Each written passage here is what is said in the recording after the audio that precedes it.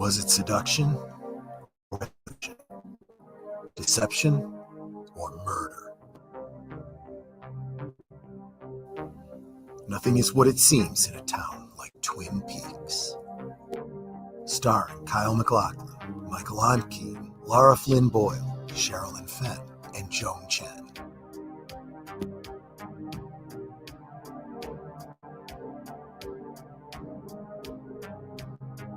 And now you can fall back into the mystery, or begin your search for the first time every Tuesday night with a new episode hosted by a panel of superfans. Watch live for the audio commentary.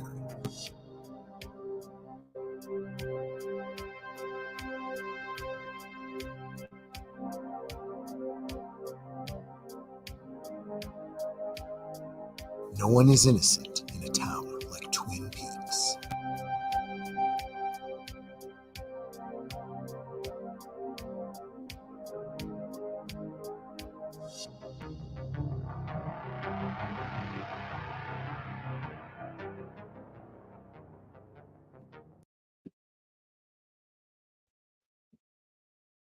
Good evening, ladies and gentlemen out there in YouTube land. I am Deleted Scenes, human being, American YouTube Ronin, and Twin Peaks superfan. I'd like to welcome you to Live from Sparkwood and 21.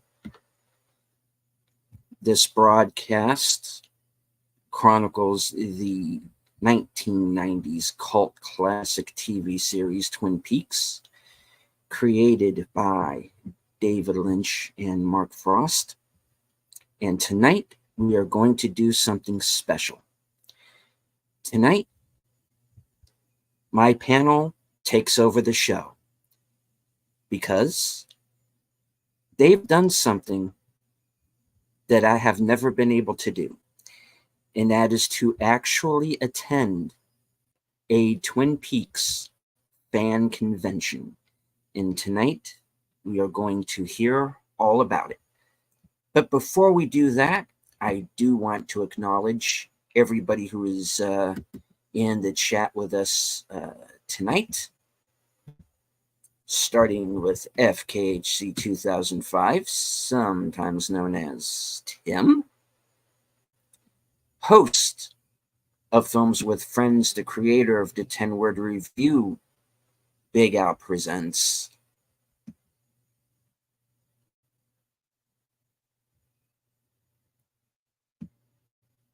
Deleted Scenes, yeah, he's okay, I guess.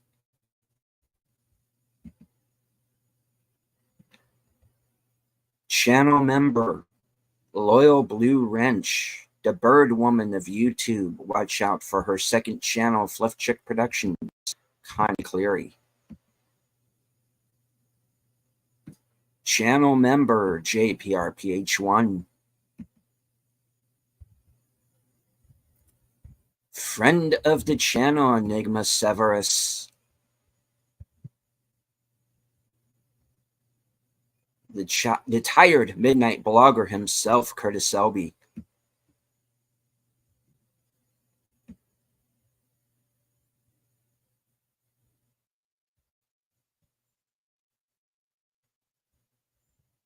She of the smoldering new avatar, Netters Network.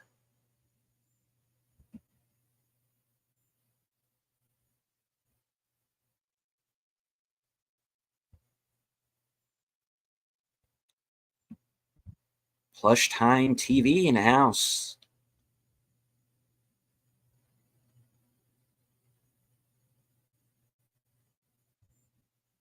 Aged Boomer saying hello.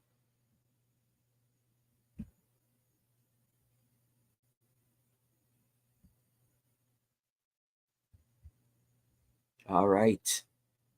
On with the show. Aged Boomer. Oh, I'm here. Yes. I never went to a Twin Peaks convention. I did go to a Star Trek convention once in the 6th grade, if that's close enough. Okay, no. I saw James. Sorry. Good evening, everyone. And of course, Troy Pacelli. You were saying, Boomer. I'm sorry, I didn't mean to cut you off. I saw James Doohan. Does that not count for anything? It does. It does. Okay, all right.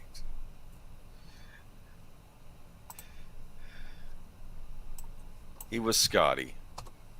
Right on. All right. So were there a lot of scarves at that convention? I'm sorry, because scarves, long scarves. I'm just saying.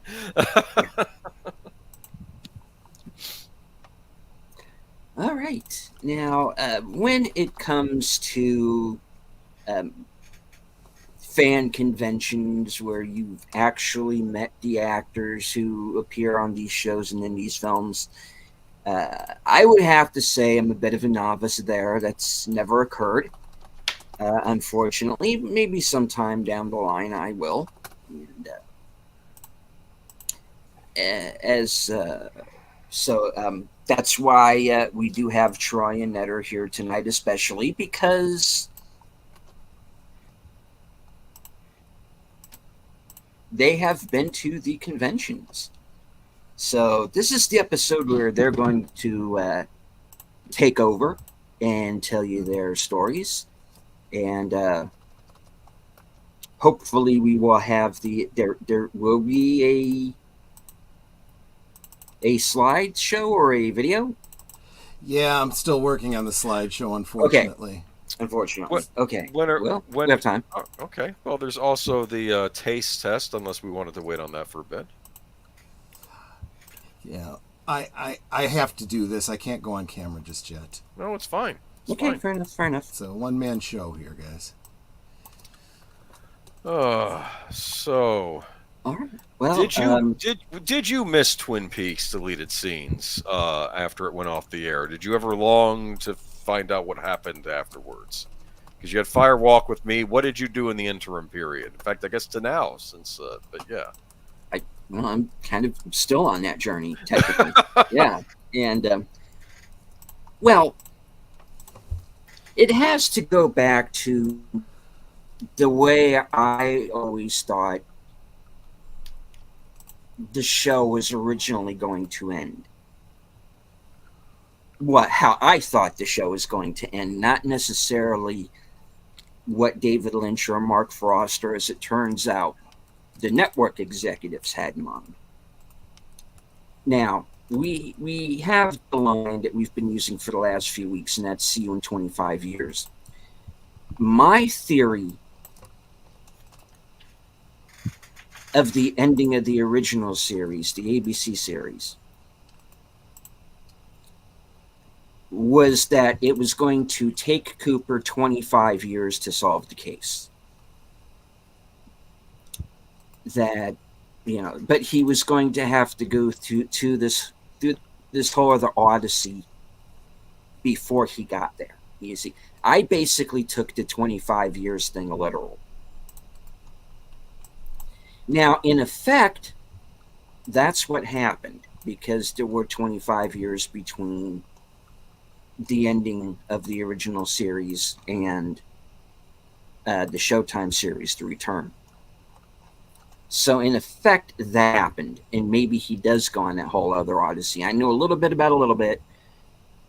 At the moment, I'm speaking to how I felt after the ending of the first two seasons. So, if it had run its course, I do believe eventually he would have solved it. He just had to, as I said, he had to take this other journey first. As Albert says to him, you have to stand on the edge of the volcano and do your dance. Mm-hmm. And I always thought we were going to see some semblance of that. Unfortunately, those who I guess you could consider now normies, and at the time I considered myself what would now be called a normie,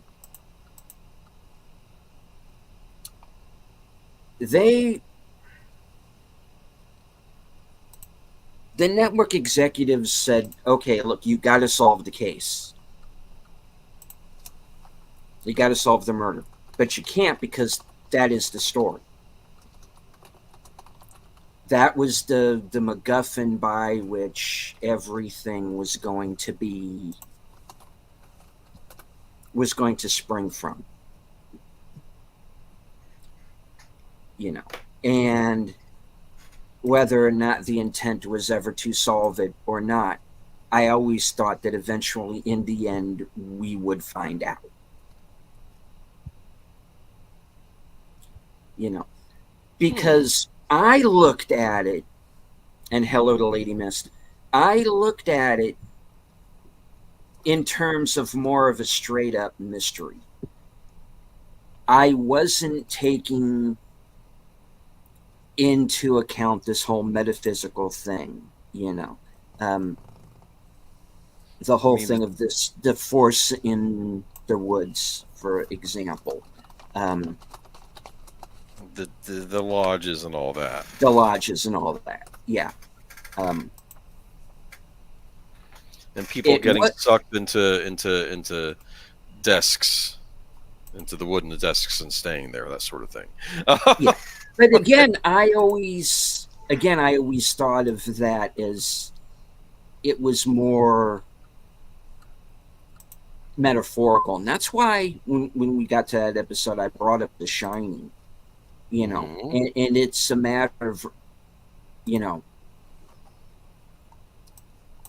and of course there's the whole, how exactly did she die?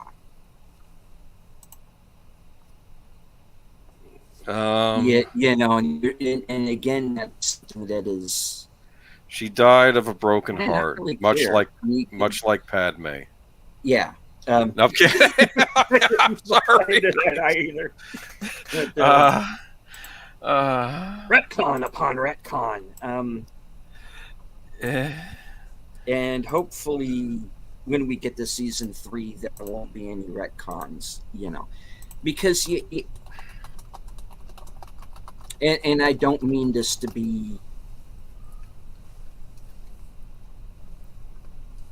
a whole rant about lore and canon and all this, but the thing that is interesting, because somebody brought this up to me earlier, was that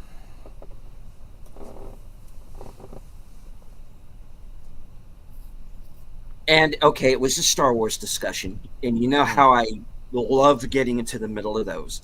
Oh, right. But there was a very interesting question that was raised, you know, about how do you retcon something that is known canon, and how far do you stretch that? You know, because if you go back into the original trilogy, there are things that don't make sense either. Now with Twin Peaks, and as with all good television shows, you have this lore that you build up, and as I said on another stream over the weekend, and again, I didn't mean this to necessarily be a religious thing, but I always say the lore is the Bible. Well, to be fair, on television series, they literally hand you something they call the Bible, which is all the stuff in the show that's supposed to be that you're supposed to reference. This is if you're a newcoming writer and didn't have time to watch every single episode, you can refer to this thing so you're not breaking continuity. I don't think they do that anymore, but that's what they used to do back in the day. Yes. You know, you can go online and read the series Bible for Battlestar Galactica, or at least the Sci-Fi Channel version, and there were directions that the show didn't take. Interesting. But it's all down, so in case, like you said, if there's a writer that comes in later, they still had this to reference. And a lot of the shows used to do that. And there were places you used to be able to go online, or like the old days when we still had snail mail, and you had places like Script City, and Script City I think is still around, but where you could buy actual physical copies of like the series Bibles and whatnot. But you had them to go by, so you know, you could stick to the lore. And like I said, Mark Frost was involved with shows like Hill Street Blues and LA Law, and these shows that had their own mythology, so to speak, and built on them. NYPD Blues is a good example of something that was later on. A lot of the Stephen Bochco shows, you know, if you stepped too far away from the lore, from the rules that you had set down, people are going to notice, and they're going to pick up on that, and they're going to let you know it. And that's the situation that the people who are behind Star Wars at present are finding themselves in the middle of. And now we're having this whole debate in our you know, fellowship here, or if there are those of you out there who choose to use the word community. I know there are some people who don't like that word, but understood. Again, that's a thing for another day. But you have people who are fans, they pay attention to the lore, and if you deviate from it, they'll let you know it. Twin Peaks did not deviate from that lore. They pretty much, they had this building block of the first season, and they built on it despite whatever you might think of it. And they added a pine weasel.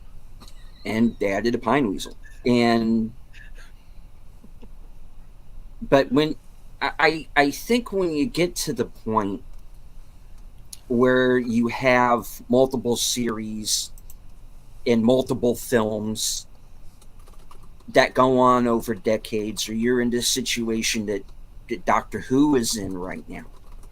Oh no. Which I you know, again, I'm not a Doctor Who fan. I don't know the lore, and I don't claim to. So if somebody comes to me, you're going to write Doctor Who now. Well, then you better give me the back episodes and whatever, you know, series Bibles or whatever you have, books. No. Give them all to me, because I don't know shit when it comes to Doctor Who. But neither do the current writers. no, I'm apparently sorry. not. I'm sorry. But Can't say the that thing about is, Davies. Sorry. Go ahead.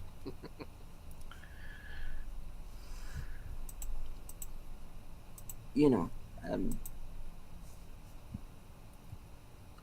Twin Peaks has a lore, and they didn't deviate from it.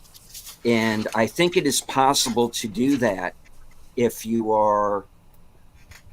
And Nada's right. David Lynch did not sell his soul to the corporate overlords. Exactly, and that's partially what Mulholland Drive is about.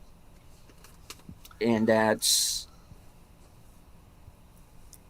you really look through a lot of his work. I'd say the opening scene of Fire Walk with Me. Too.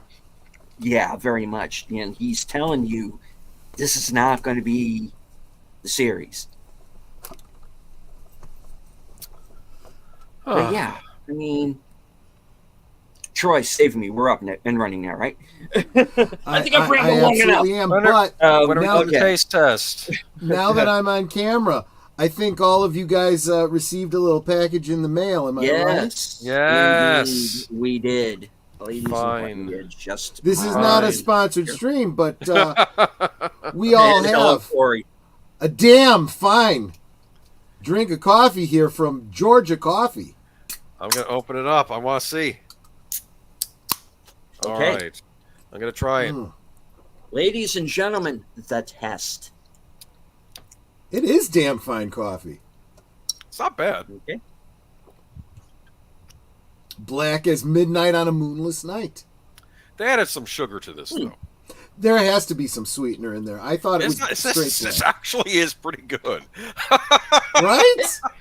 They sold this over here. I might buy this. This right? is not bad. I got it online, and it was really easy to find. Yeah, I mean it is an import, so it is a little costly. Of course, if they sold it over here, it'd be. It was $3 a can. Yeah, I mean it's about the same price as a Red Bull, I guess. But that's really good. You know, if they sold it over here, they'll be filled with corn syrup, probably, right?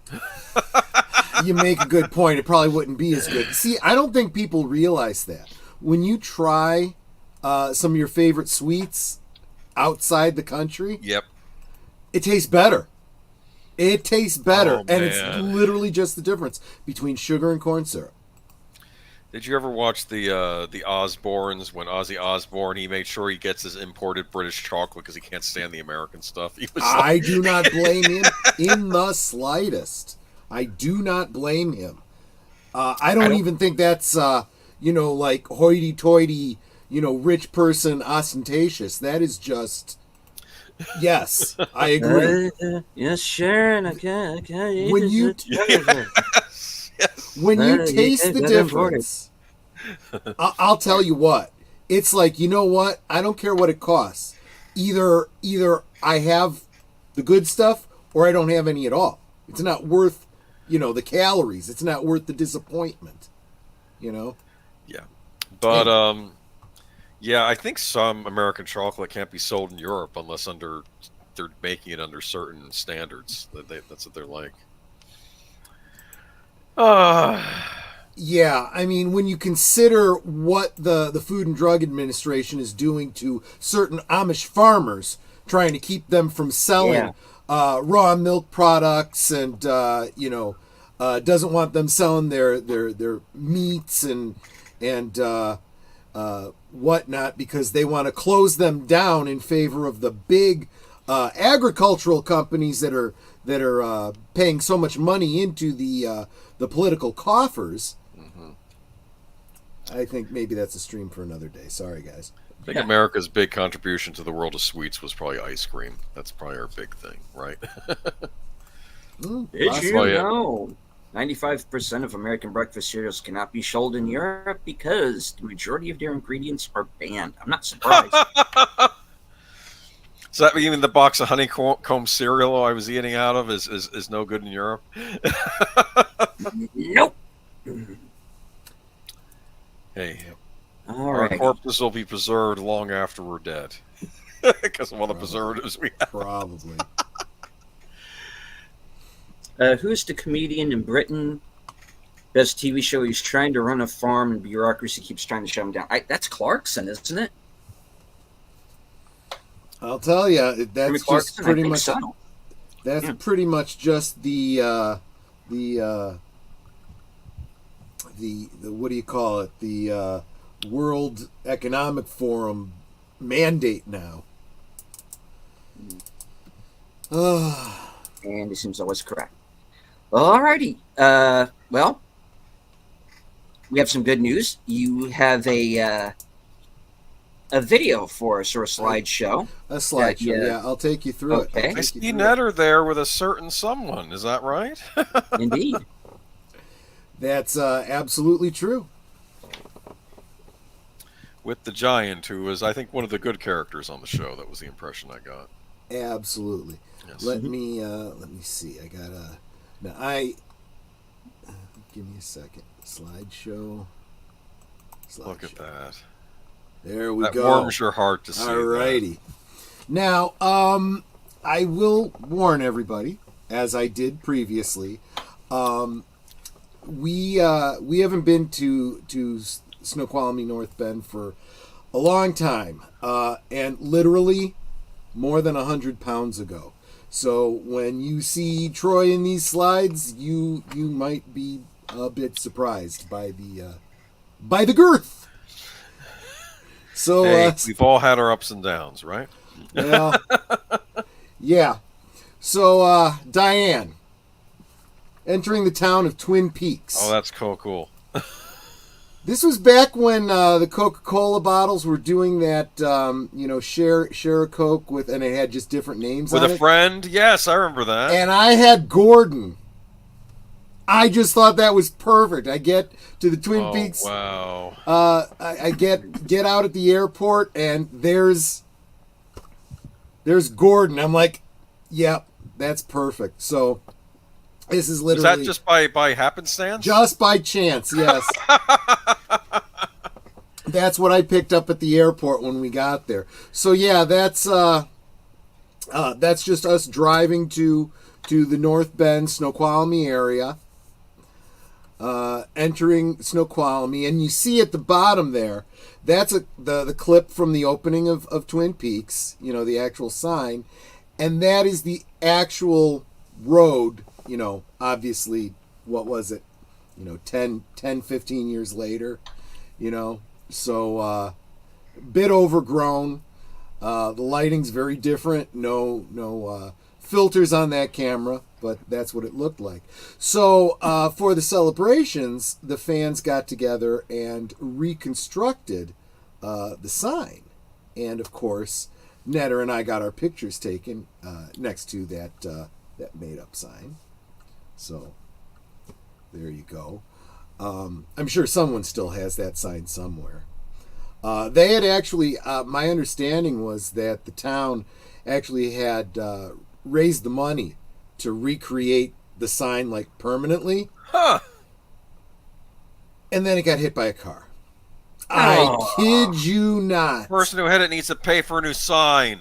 Well, here's the interesting thing. I don't have a picture of it handy, but where you see me standing there, about halfway up that, to about the midsection of that sign, is all water now. Really? Yes, the river has risen that high. Oh my goodness, that happens. Yeah, you can't even see that there is a river beyond those trees. But yeah, in fact, those poles aren't even there anymore. They've been moved to the other side of the street.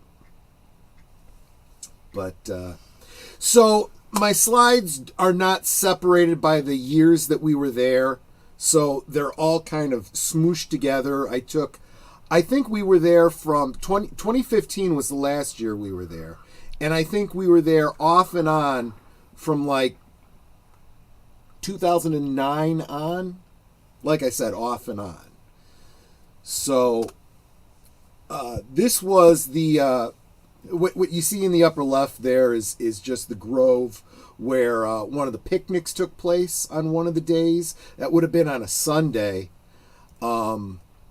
What's interesting is that grove will be revisiting later on in the slides, because looking at that sign directly behind me is the house where the sheriff's station for Deer Meadow, the filming location for that.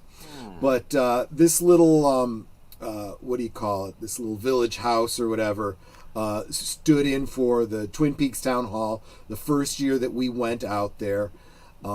They had every year somebody put out donuts from the local bakery, spattered them with raspberry jam and a couple black feathers. And actually, I mean, it was perfectly edible raspberry jelly. So it was like, I want one that's blood spattered. It tastes better. Were the feathers edible? No, the feathers were not. They were just like pulled out of a cheap boa. So I see. Of course, they had the mock-up of an owl, which was pretty much exactly what it seems. It was a big plastic owl. And remember, I mentioned Judy the party primate. There's Judy the party primate that many people took pictures with and so forth. I didn't put a lot of pictures of other people from the fest because I figured, they may or may not want their visages shown. But in the upper left-hand corner, you see I had just participated in the what do they call that? The trivia contest, and I was in the last 4, and I had just bumped out. So there's the 3 finalists. The MC there, of course, is Josh Eisenstadt, whom hopefully we'll be talking with in an upcoming stream. He used to be the guy to beat in the trivia contest until everyone realized he was winning every year, and he kind of realized it too, and he's like, yeah, I think it's time for me to retire and just kind of take over MC duties. And then you'll see on the right, that's myself with a couple of friends that I met there. But the reason this picture is here is for the guy on the far right side. That is, I'm drawing a blank on his name. His first name's Chris. I'm drawing a blank. But he was the gentleman who made the... Brokaw. Hmm? Brokaw. BROCAW or KAW, if I recall. I'll correctly. take your word for it. I don't remember, but it's on the cover of the Flappy video that we watched. He's the one who made that, and that's Brian in the lower left. He's the one who made the one. What is it? Beyond the Meanwhile, the one that we watched a couple weeks ago that nobody liked. But he's the filmmaker who made that. And then this is just some of the memorabilia that was on the table. I had originally had an idea that maybe I'd take this down and show you some of mine because I have some of these items that I could show you firsthand, but unfortunately this is a difficult slideshow program to work with, so I'm just going to go through the slideshow, and if we have time at the end, I'll show you some of my my items and doodads. I'm looking at all this stuff. Yeah, so the lower left there is a behind the scenes. That's what they would have. It's a book they would have had before, you had DVDs with DVD extras and so forth. I think my sister had that book. Was that sold in regular bookstores? Mm-hmm. I think it looks familiar. Yeah, I think I've seen it before. Popular. Yeah. I even saw it at some comic book stores. Mm-hmm. Lower right is the piano sheet music for the theme. The upper right hand is a book basically about the writing of Twin Peaks and an analysis. I actually have that book, although I don't have it right here next to me. The middle two are just fanzines, so to speak. There was a lot of fanzines like that. And of course, I know that Deleted Scenes was struggling before the program, trying to find his copies. I have mine here. At least I think I do. We'll see. But these are a picture of the 4 Twin Peaks Gazettes that were released. The lower left-hand one was the preview one, from which people, could order the rest. I picked up all 4 of them. And that log roller, that is a fan-made yearbook. Would be the yearbook for the year that Laura Palmer died, so it would have been her graduating class. Mm-hmm. And we were able to submit our own pictures so that we could be put into their yearbook. So Netta and I were able to graduate from Twin Peaks High School. I guess that would make us, class of 89, right? So look at that. There you go. And one of the things that also came with the Gazette was also this little card that you got where you had an address in town. Oh, interesting. I had that as well, but it is nice wherever my copies of the newspapers are. But, well, if you find it for a future stream, together. Maybe you can pull Absolutely. that out and let us see it. Yeah. So this was some of the setup. That the middle is a centerpiece that they had done, at one of the banquets. Another owl that they had on display. Somebody actually did the sign for One-Eyed Jacks. That is, I don't know who it was, but somebody had made their own custom ring from Fire Walk with Me. And I just felt like putting up the drink prices from that particular year's banquet, because why not? Not only did they do the sign for One-Eyed Jacks, but I think I mentioned this before. Every year that I was there, somebody put together the waiting room. And so the first year it was just those black chairs, but then somebody found the actual style of chair from that scene, and that lamp there actually was donated by Netter and myself, because it's not exactly right, but it's really close. Looks close, yeah.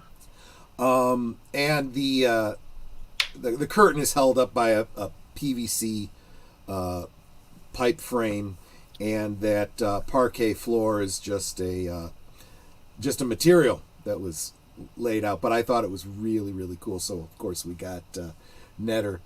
Netter actually looks really good in these pictures.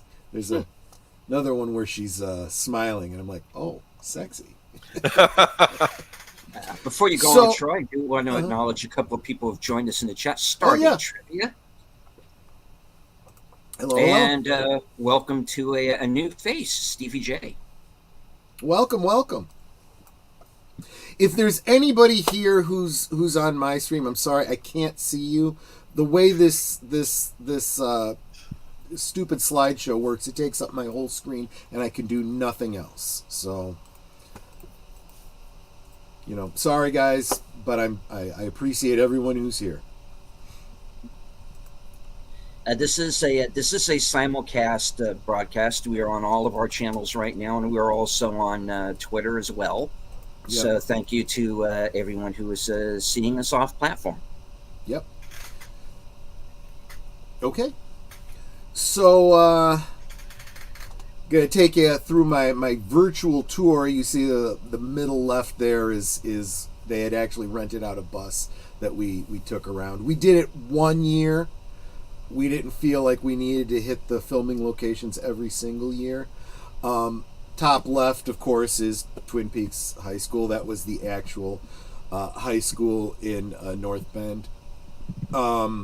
And 1 year, the year that you saw they were where we were doing the trivia contest, that was in the cafeteria at the school. So that's where we met that year.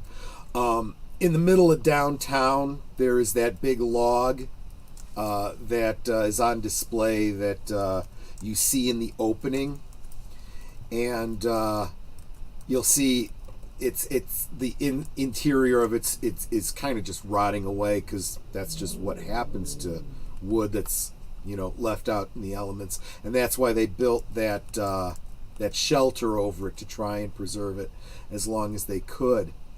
In the lower left-hand corner is a building that the top floors, the interior of that was the Twin Peaks holding cells, where they threw Mike and Bobby and James, and later Ben Horn.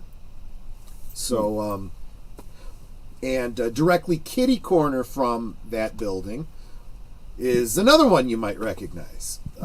Tweed's, previously Marty's, which of course was the stand-in for the Double R Diner. Home of Twin Peaks cherry pie. Yep. Did you try a piece? So, here's the thing. It says home of Twin Peaks cherry pie, but it depends on your definition of what the home of a pie is and which pie is Twin Peaks. Here's what I mean by that. The pie that David Lynch ate, that he enjoyed so much, was not made at this diner. It was made at a bakery down the street. And that baker was no longer, although the bakery is still there, the person who made the pies had retired. So, and when we get back to Deer Meadow, I'll talk. There was a picnic that we had at the filming location of Deer Meadow, and all the pies that were there were provided by the lady who had made the pies back in the day. So those were the official ones that David Lynch had in mind when he talked about, the Double R Diner's famous cherry pie, right? Which was really good. Not my style of cherry pie, though. It was the kind that has the sugar on top. Oh, okay. You know what I mean? It's like a little bit of a crackle there. Yeah. So I had that. I can say I had the official, what I consider to be the official, Double R Diner pies. Right. But I'll be honest with you, the pies that they serve at Tweed's are really good. I had a cherry pie there, and it was good too. They have blueberry pie there?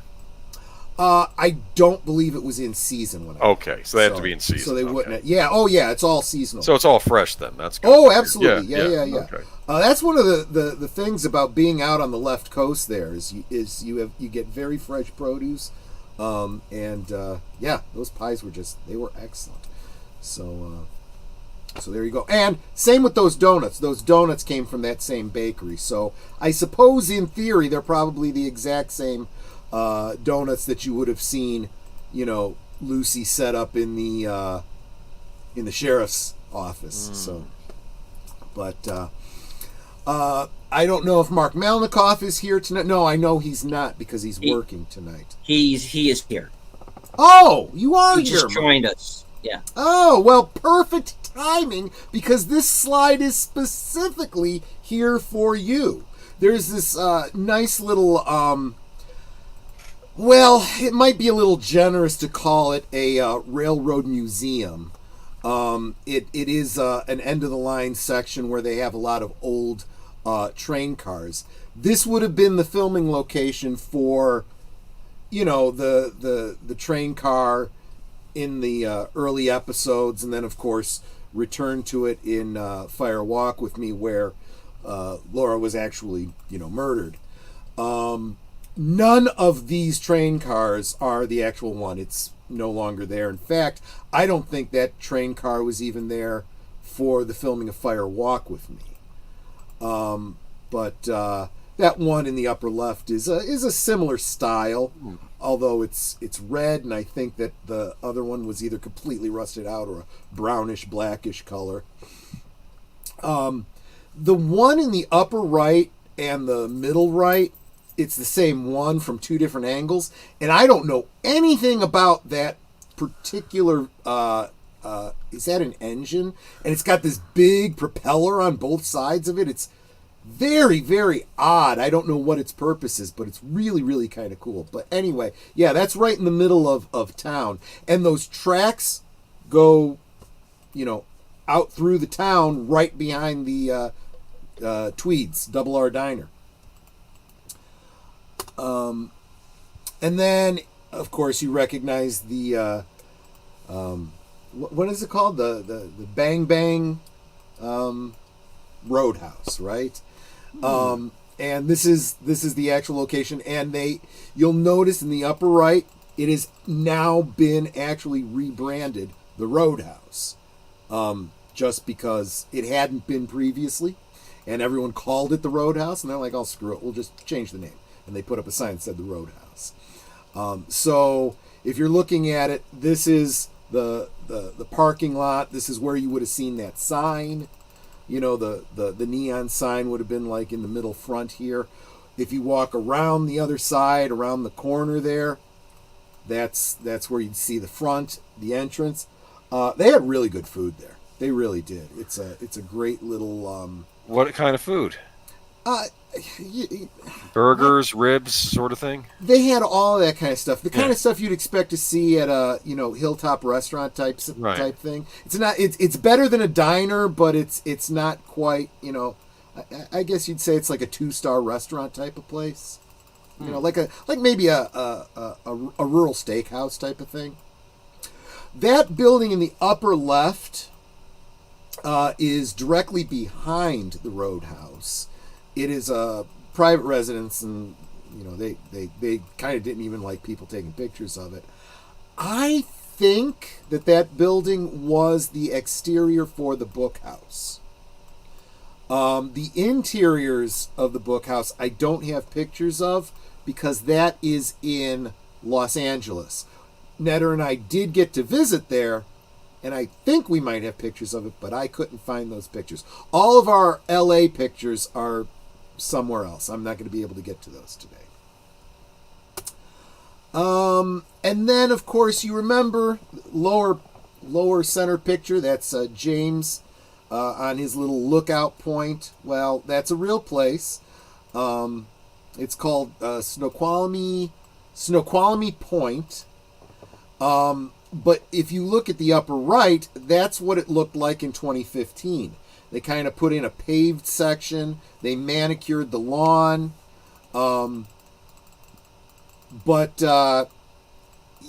fact, what's interesting is that center picture is what he would have seen looking out from that point.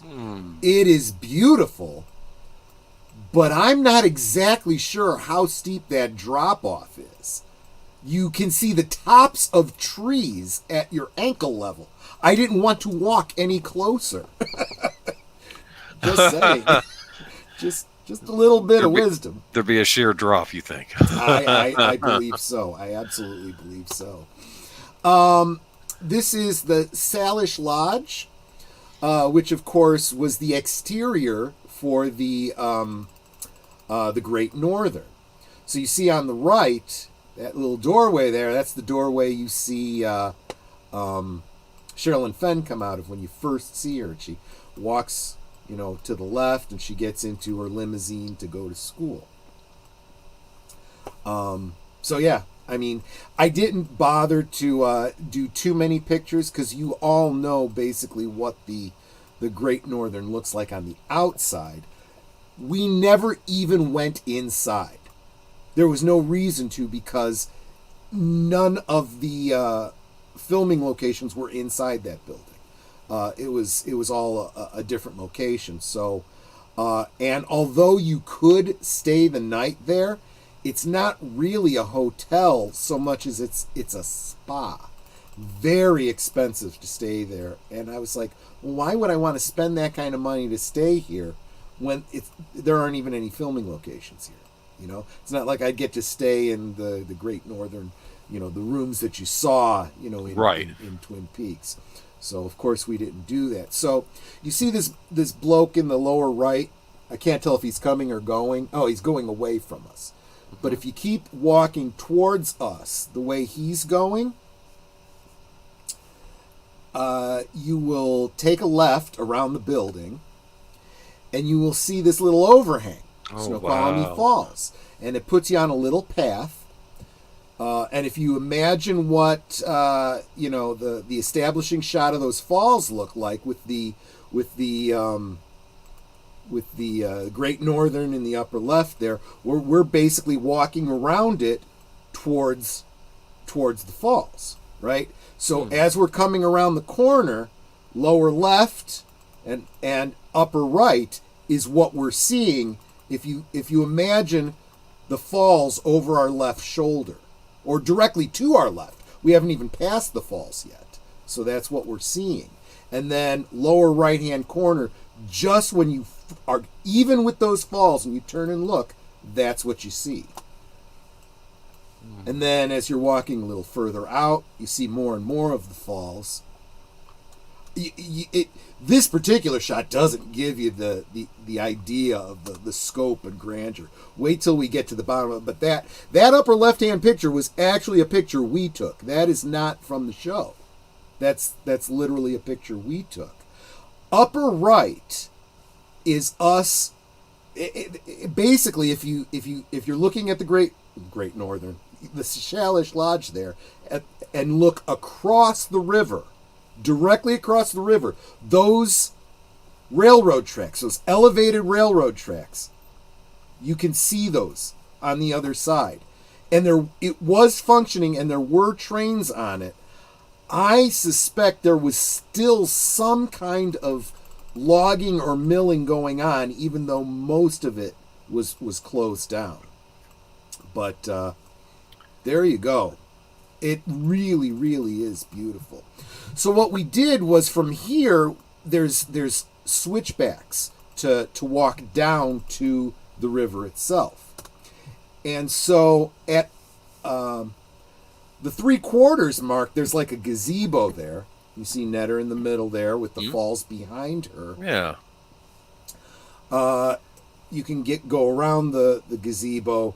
You're not supposed to, but most of us did. You see on the right the rocks. On the left, I don't know if you can even see that. No, I can't bring up my mouse or anything to point to you. But like that rock there, Yeah. The big one there, there's a dude standing on that. Yeah, I see it. I see it. Yeah, that's how big that is and how far away that is, just to give you an idea of the scope, you know.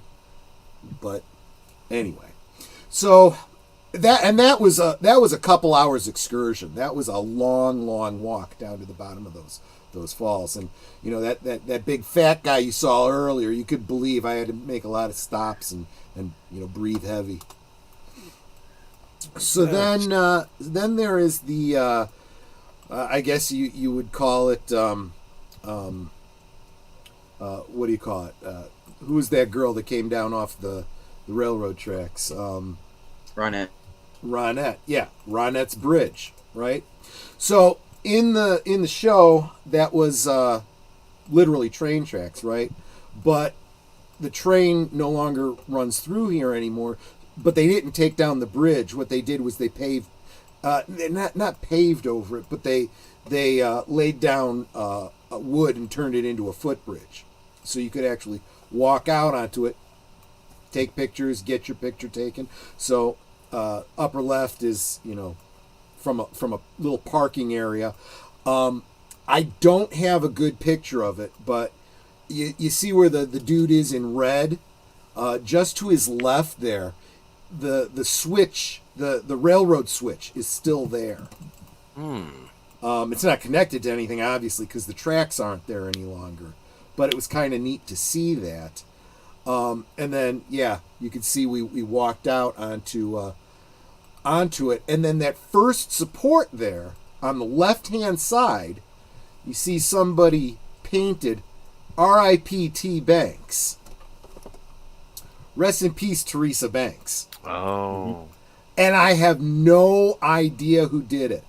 It wasn't, well, we couldn't find anyone in our group that would admit to it, but it was there for years. My money's on Josh. I'm sorry. I asked him, he didn't know either. And if there was anyone that would know, he would. And why do I have a picture of a kid? That kid was a local. He was there with his friends, and they were swimming in the river beneath the bridge, and they were all jumping off. And he was going to jump off, but he was afraid. And all of us were, you know, some people were saying jump, others were saying no. And Netter and I said to him, "Look, kid, I'm not gonna lie to you. It could be dangerous. You could really get yourself hurt.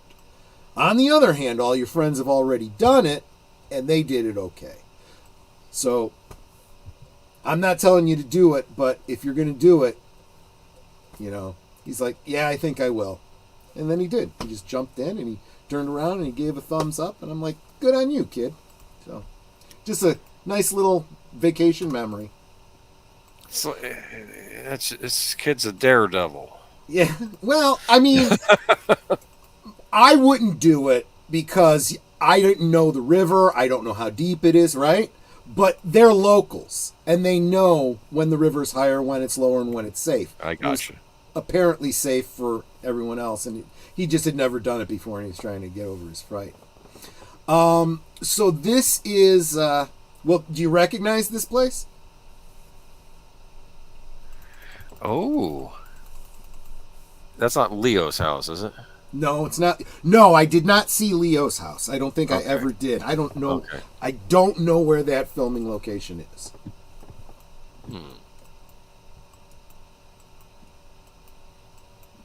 What do you think, deleted scenes? Let me get a closer look at it here. I feel like I should know this.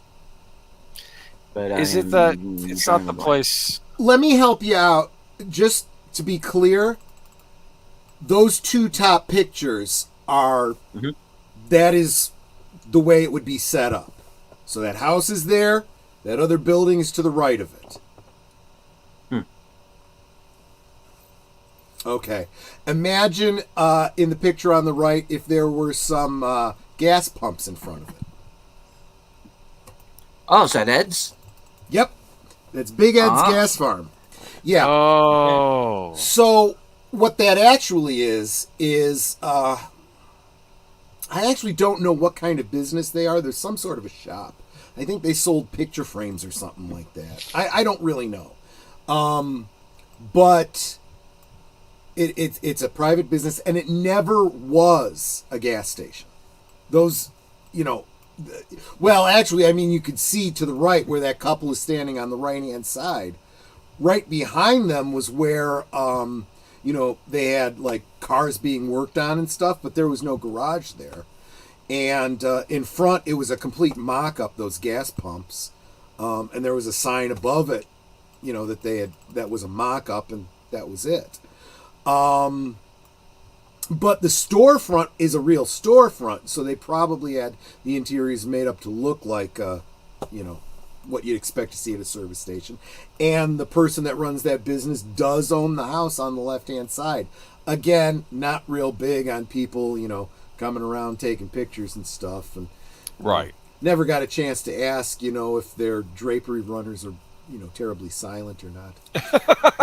One thing I don't think you see in the show is to the right of that business there. So it would be off the frame here, is that little wooden construction that says Preston Mill.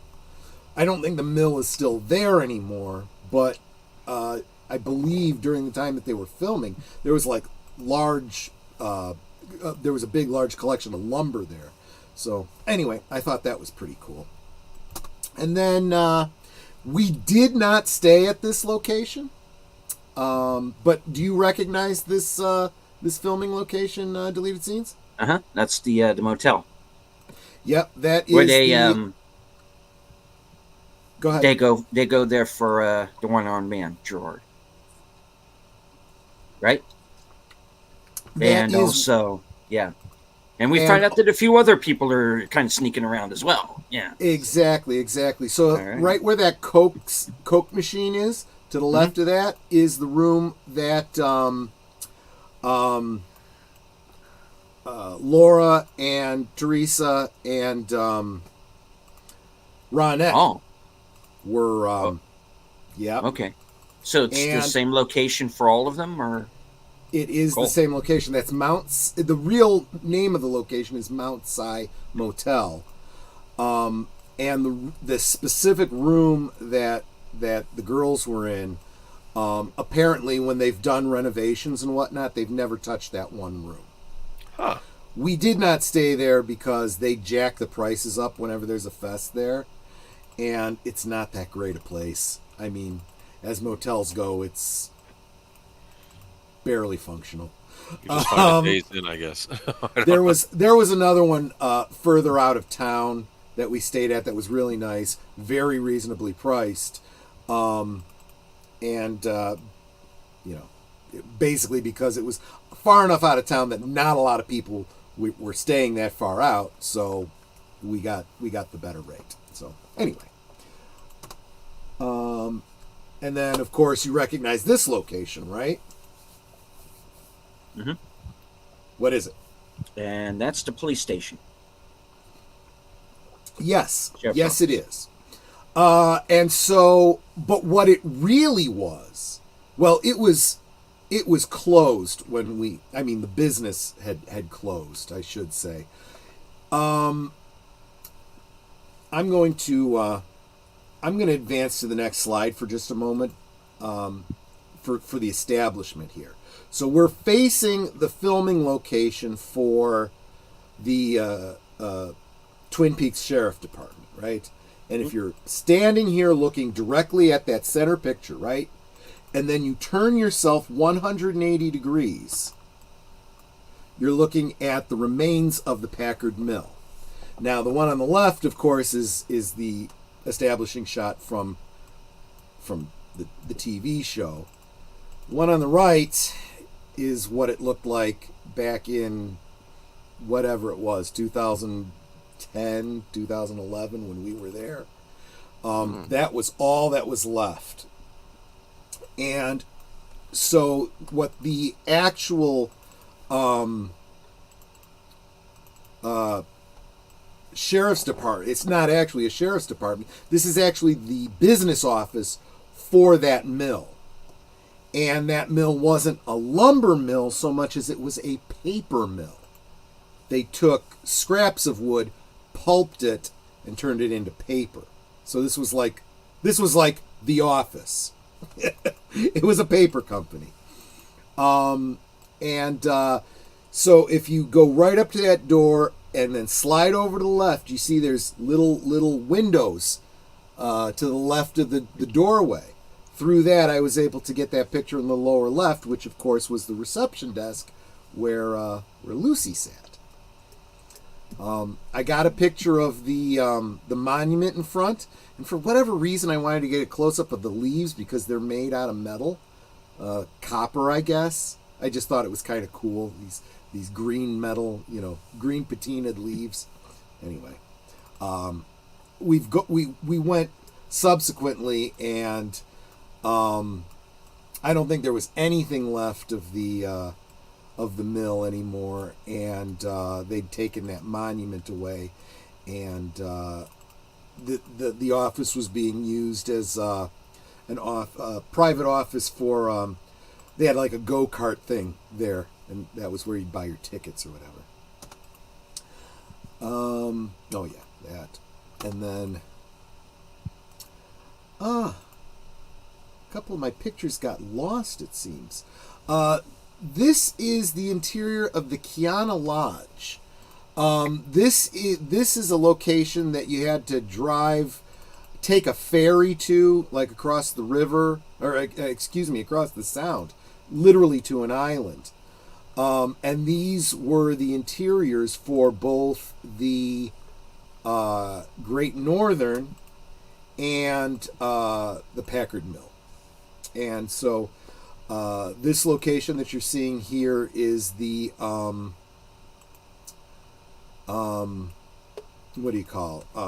the reception area, just not made up to be the reception area. And I'm trying to figure out why I feel my pictures aren't loading now for some reason.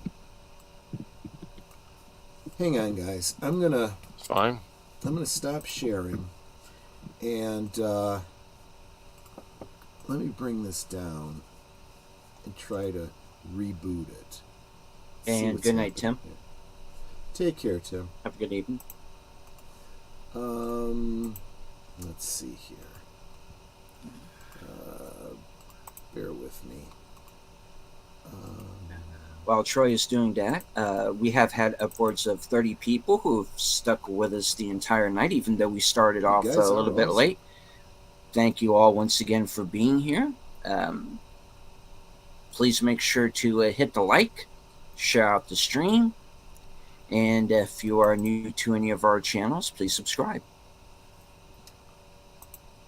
Okay, let's give this another try. Oh, I guess I got to share it with you first.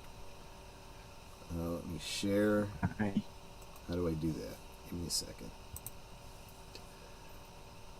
Present. Entire screen. There we go. And then I'll bring up the slide again. Slideshow. There we go. Okay. So once again, we're looking at the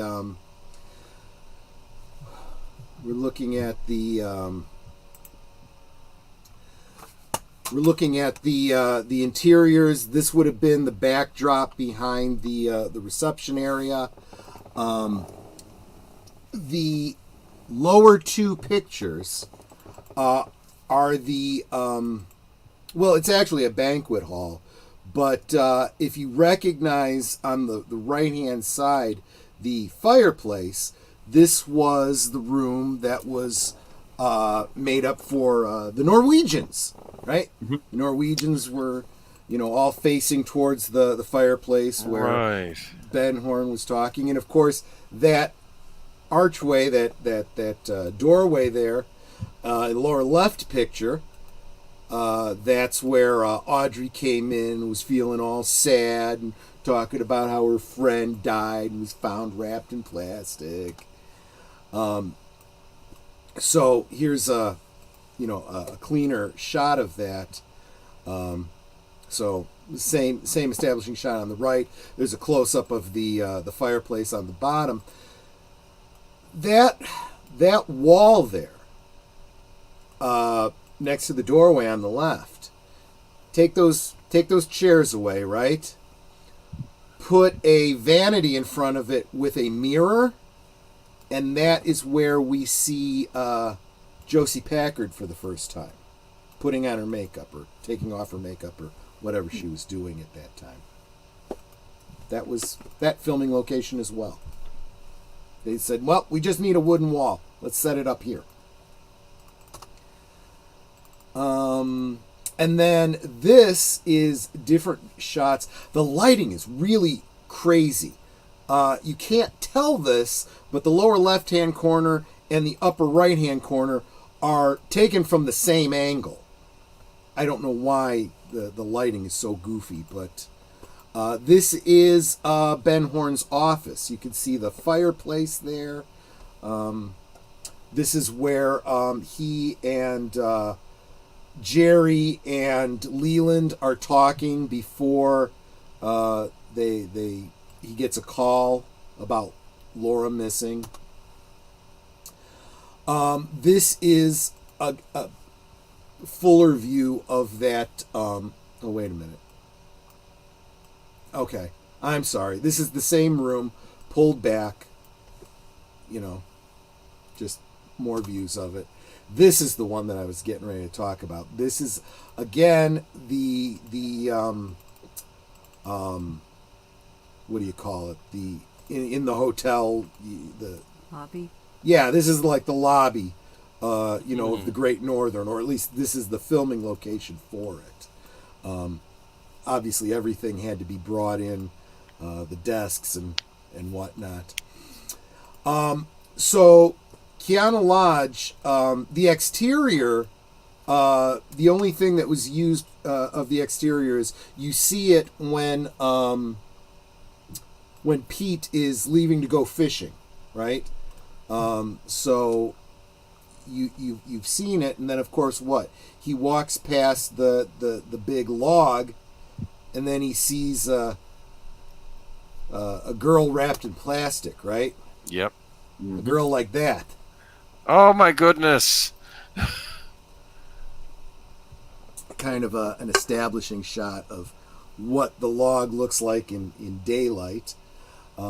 Also, something that you don't realize and think about when you're watching a show like this is that this has to be at low tide, because at high tide it comes up to the log and you can't get the shot. So everybody who wanted to have their picture taken wrapped in plastic by the log had to have it done by a certain time.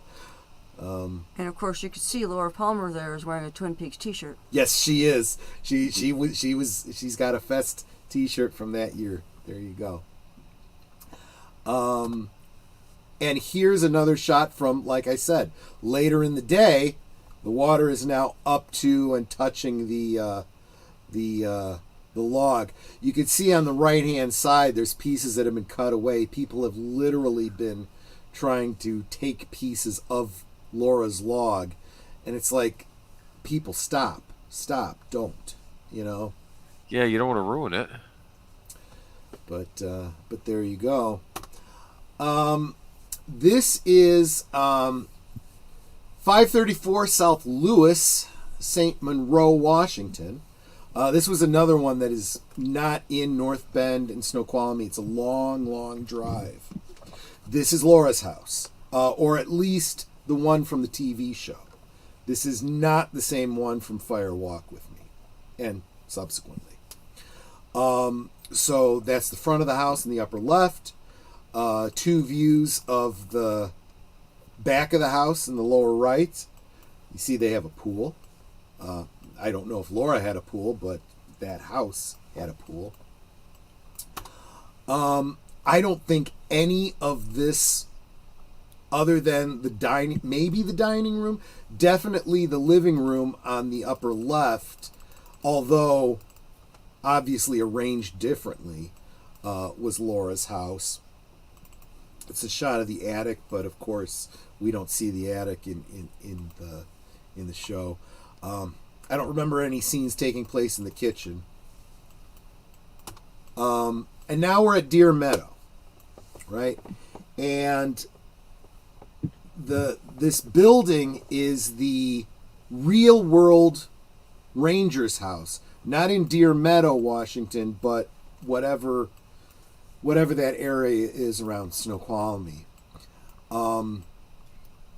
If you were to turn around from this house, like over your left shoulder, and walk straight for about less than a quarter of a mile, you'd hit a river. That river is the establishing river that you see at the beginning, the little babbling brook.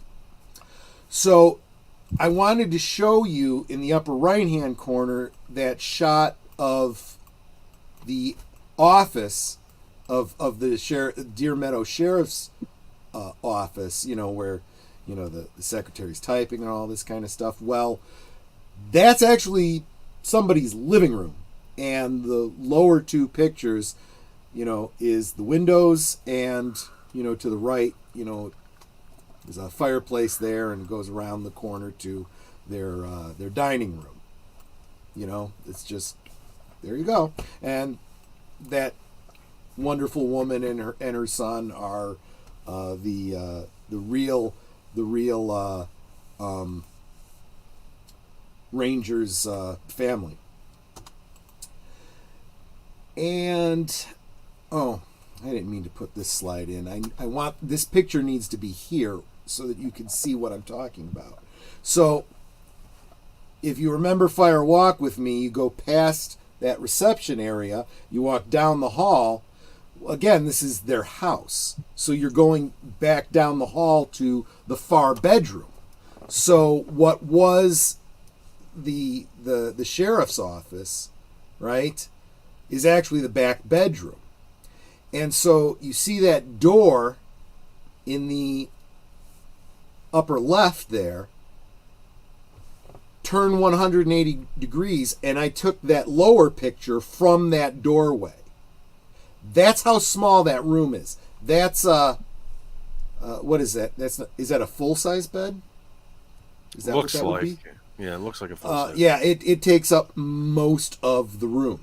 It's not that big a bed either, right? It's not that big a bed. That's how small the room is. So from the lower, you see the indicating, if you were to turn 90 degrees to the left, it would be the upper right-hand picture. He was kind of smooshed in there behind that desk. We even kind of pointed out that he was really kind of jammed in there. That window in the lower picture, they actually had to set the camera outside there to shoot in to get that scene in the upper left. That's how small that room was. I just found that incredibly interesting. You don't think about those things when you see a film. Anyway, so now I want to get into some of the people that we met in our exploits. Starting with Kathleen Wilhoit, who appeared as Gwen in Twin Peaks. She and Ned are kind of hit it off. They They had a lot of fun.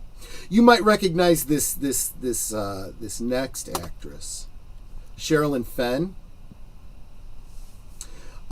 This was not the first time we met her either. We met her at another Twin Peaks Fest, and we met her here in Chicago at was it a Comic-Con or something like Gen that? Con. She was there with Cheryl Lee. I don't know if we even got pictures that night, but it was really a lot of fun. We met Charlotte Stewart every year that we were there. She is just wonderful. If you don't remember Betty Briggs from Twin Peaks, you definitely, if you're of a certain age, you might remember as the school teacher in Little House on the Prairie. Right. She used to say that she would do these festivals every year that they had them. She was invited out to some overseas that they were doing, and she did an annual Little House on the Prairie get together too. So there you go. Jennifer Lynch. I was surprised I couldn't find any pictures of her with Netter. She and Netter got along famously. It's Twin Peaks. What is that? Is that Diary of Laura Palmer, right? Yes, it is, and that is literally the copy that she autographed for me. She signed it. She, got her picture taken holding it, and then she handed it to me. Yep. Kimmy Roberts. She's another one that we met every year that we were there. To the point that she didn't know us by name, but she recognized Netter. Carl the Giant. It was funny because his demeanor, his character is every bit what you expect when you see him in his roles, right? He's soft-spoken, very, very friendly, and he was doing an autograph signing. We went up and greeted him, and he said, "It's very nice to meet you." And I said, "We've actually met before." And he goes, "Really?" I said, "Yeah." And I told him, exactly what year it was at a Star Trek convention. He goes, "Oh." I'm sure he didn't remember me personally, but he remembered the event I was talking about. Who was he on Star Trek? He played Mr. Holm in Star Trek The Next Generation. Luoxana's, manservant. Oh, that's right. I remember that. Yes, I remember that. He's like, he goes, "That was the first, convention I ever did." He said, it's taken so much getting used to that I have fans, he said. I'm like, yeah, you got fans. People like you. So, but look at how tall he is. He's Now keep in mind, I'm 5'4". Yeah. And I come up to his armpit. Yep. Or in Klingon, his "eh". His "eh". Yeah, exactly. There was a very diverse group of guests, right? Including Ed Ergdahl. That's it. I remember now. Ed Ergdahl. He's the linguist who did all the interpretation for the Norwegians. Literally does speak fluent Norwegian. And any Norwegian words that needed to be said, he, coached people in how to say them. But that's why he was the interpreter, because he could do most of the talking and they'd know that it was correct. He was a real nice guy. He's like, this is the first, possibly last time I'm ever going to be at a convention like this and signing autographs. He said, "This is the wildest thing to me. I never would have thought when I became a linguist and a teacher that I'd be signing autographs." He said, "Even after being in the show," he said, "I figured it was such a small role, no one would even think of me." It's interesting too, because he's got a full beard in the show and totally clean shaven here. Phoebe Augustine. Ronette. Again, sweetest person. Very, very for someone who is an actress, drama, and so forth, seemed almost kind of shy. I was like, you don't expect that from someone who's in the performing arts, Well, I don't know. I don't know. It's hard for me to say who my favorite, celebrities are that I've met, at these Twin Peaks celebrations. But Gary Hirschberger has got to be right up there at the top. He played Mike, and like I said, he was so nice. That picnic that I was telling you about with the pies and right across from the Deer Meadow, Sheriff's Department there.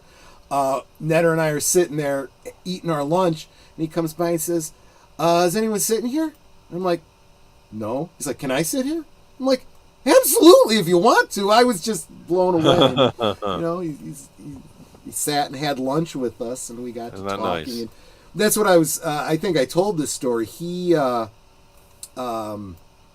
I don't remember what I said that clued him into my political bent. Right. And he's like, you have no idea what it's like being a conservative in Hollywood. I'm like, no, I can't even imagine. He says, I never talk politics because I know, people would have very, very conservative, very Christian guy. I'm like, man, you must be a really good actor because you were such a bastard on that show. I'm like, you had me convinced that you were like a bully and you were just typecast. He's like, well, thank you very much. Didn't he howl like a dog in the first episode? Yes. Yeah. Yep. Absolutely. Wait a minute. First things first. Where are the robots? Oh, wrong Mike Nelson. I'm sorry. I get it. Now, I shouldn't have labeled this next one because there's no way for me to bring this up and say, can you guess who this is? The answer's right there at the bottom, but I bet you wouldn't have guessed if I didn't have it written down there. Well, no, he's aged some. Yes, he absolutely did. That's Mrs. Chalfant's grandson, previously played by David Lynch's son. Mm-hmm. I mean, it's a heck of a nice guy. It's the only role he ever did. He did that, and then he never acted again. And he was another one who's like completely blown away that people are asking for his autograph and wanted him to come to this convention. But he's like, yeah, sure. This one's going to surprise you. I don't think I mentioned previously that we'd met him.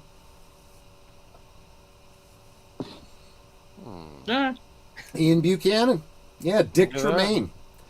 Not a dick in real life. Really good. Nice That's guy. good. really a nice guy.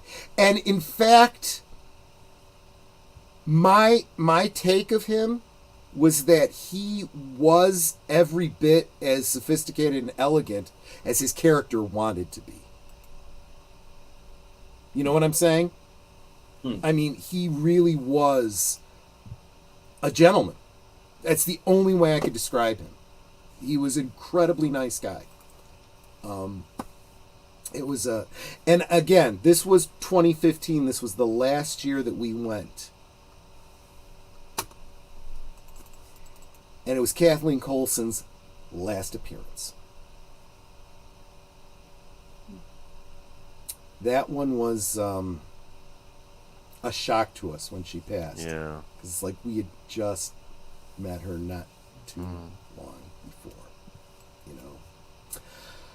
But there was one other celebrity that we met there. I didn't tell you about this. I may have alluded to it. Flappy. What? You're kidding me. Yes. In all, seriousness though, the bird that you see at the opening of Twin Peaks is a female varied thrush. I guess they're very common to the area. And while we were there taking pictures of the outside of, this is the outside of Kiana Lodge, right? So if you would imagine from where this picture is taken, left, turn left about 90 degrees and walk straight, you would walk right to the shore, and that's where the log is. Okay? And that branch, I kid you not, you're just going to have to take my word for it, that is that branch from that opening. Taken from a slightly different angle, because it was really kind of hard with all the people standing around, but it is the same exact branch. And the fact that a female varied thrush landed on it, I'm like, this is too damn perfect. And I got the shot. So there you go. Look That at was that. many, many years of Maybe- Twin Peaks festivals. I'm telling you, that looked a bit like Flappy. Yep, it absolutely was the same, not the same bird, but the same, what do you call it, breed and gender, I suppose. But there you go. Now, figured I would share some of my collection and memorabilia, starting with my most recent acquisition. I think it's my most recent acquisition. No. If I was to start with my most recent acquisition, it would be these two card games. This is, don't know, especially if you're from the UK, you might know this better. Top Trumps is, I guess, a popular card game over there. And they license all kinds of brands. Look at that. Obviously, I was only interested in the Twin Peaks, the Curious Objects of Twin Peaks, and the original Twin Peaks Trumps card game. And, you know, each card, the cards are an excellent quality. They are very, very thick, laminated. Oh, well, that's the back. The rules. So, for example, Whoa. here's Harry Truman, right? And they've got different stats. What is it? Not What They Seem, Black as Midnight, Back in Style, a glass of warm milk, from another place, damn fine. And they get a value in each one of those. And everyone's got a different value in those scores. And what you're trying to do is you play your cards against each other, and whoever's got the highest in whatever the value is, you get to take them, and whoever has the most cards at the end wins. Never actually played it myself, but so that was my most recent acquisition. Prior to that, I picked up, this is probably never going to be opened, because you know me, my 5 POA. It says 9 POA. I don't know how it's 9 POA. It's 5 POA. I see Bob. Bob, Laura, the Log Lady, and of course Agent Cooper. Trying not to get too much. Technically, that's 5 action figures because there's also the log. True. That is absolutely true. So, because those were the only action figures they put out, so those were my only options as far as No Hawk? No Hawk. Yeah. See, that's the problem. I think this is the same guys who do Super 7. Maybe it's not. I don't know. Maybe they were planning to do the police as a separate set, you know? Unfortunately, it's a collector thing. It's not a playable thing. If this was like Right. G.I. Joe or something, they'd do army builders and stuff. But Right. this, the same gentleman who did the log roller, the high school yearbook, also did. You ever heard of the game Cards Against Humanity? Yes. Peaks Against Society. What? Yep, it's what is it? A party game for wicked Twin Peaks fans. So, just for example, you guys know how this game goes.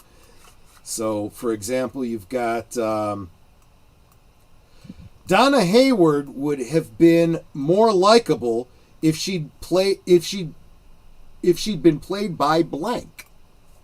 And then, of course, some of the options. Audrey Horne's Cherry.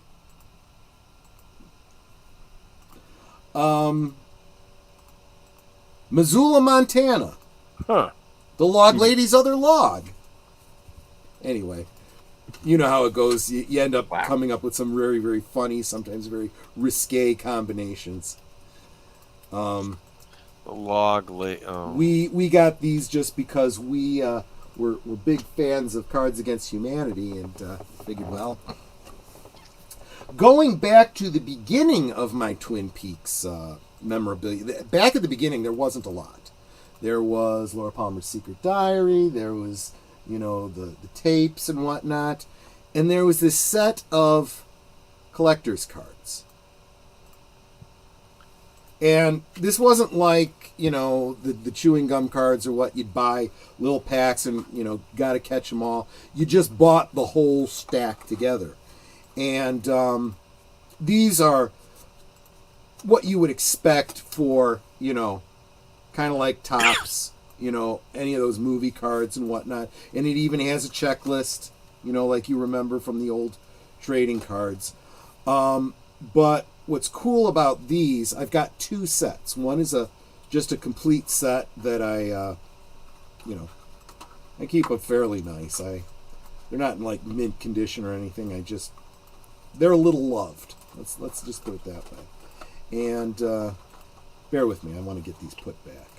But what I want to show you is that I do have another set that, when it was convenient, this is what I had people sign. So, for example, we have Kimmy Roberts' autograph. That picture that you saw earlier, me getting a signature, that's what he was signing. Look at that. And you remember I had said I didn't think I had gotten Kathleen Coulson's autograph? I did. And Dick Tremaine. These were all from the same year. I think what I did was I picked up another pack while I was there. Someone was selling, at a table. Picked them up, got them signed. Yeah, I mean, this is the sort of thing that if I'd have had the foreknowledge, I probably would have started from a younger age getting things signed and whatnot. I could have had a whole collection. Another early one from my collection, The Access Guide to Twin Peaks. Yes. Herein lies the third cherry pie. So I mentioned the first two official Twin Peaks cherry pies. There is also a recipe in here that is supposedly Norma's cherry pie recipe from the Double R Diner, which Netter has made for me. And it was really good too. This is a great little read. This is one of those somewhat tongue-in-cheek. It's an access guide. So it's like if you were going to a place to vacation, it talks about the town, the history, sights to see, and so on and so forth. And there's some cute little Easter eggs, a lot of little jokes in it. Great read. We were going to go over this at one point, and I don't think we got around to it. I can't find an audio version that would be cool to share with you guys. The authorized biography of Special Agent Dale Cooper, My Life, My Tapes. This kind of tells the whole story about Caroline and Wyndham Earle and whatnot. It's actually a pretty good story. I'll get to those in a second. What have I got in here? This is... Oh, okay. Well, first, let me show you. This is a magazine called Blue Rose Magazine. It was like... Also, I believe this is also by Brian List, the guy that did the Peaks Against Society and what's it called, the yearbook. But it's this, and I've got the whole collection here. This is the whole run of Blue Rose magazine. Lots of great analyses, interviews, some really great artwork. I mean, this is some really good stuff here. Yeah, this one's really good too. The second issue. This one had. How do I get that in shot?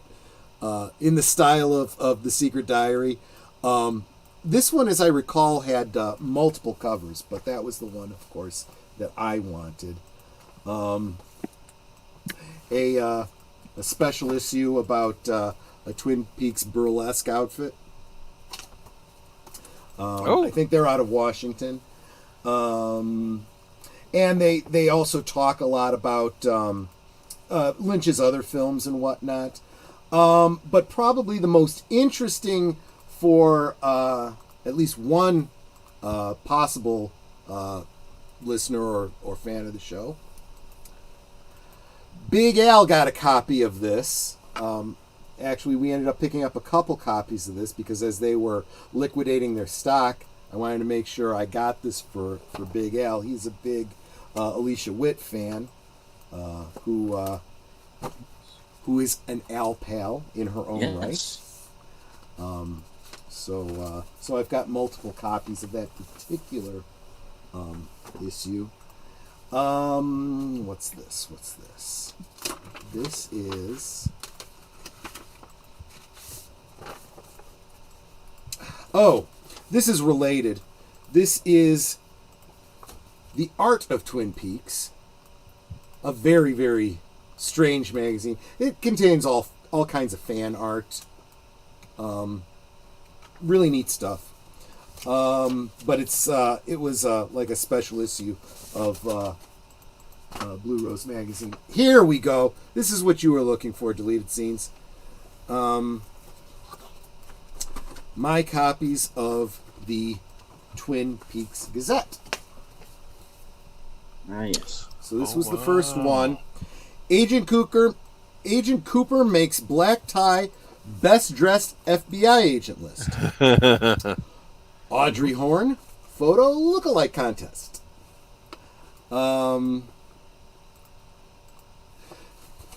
Contest for the gifted and the damned. The king must die. I do believe that at least some of this was actually purchasable, including the No, this was never actually available. It says sold out. This is the what is it?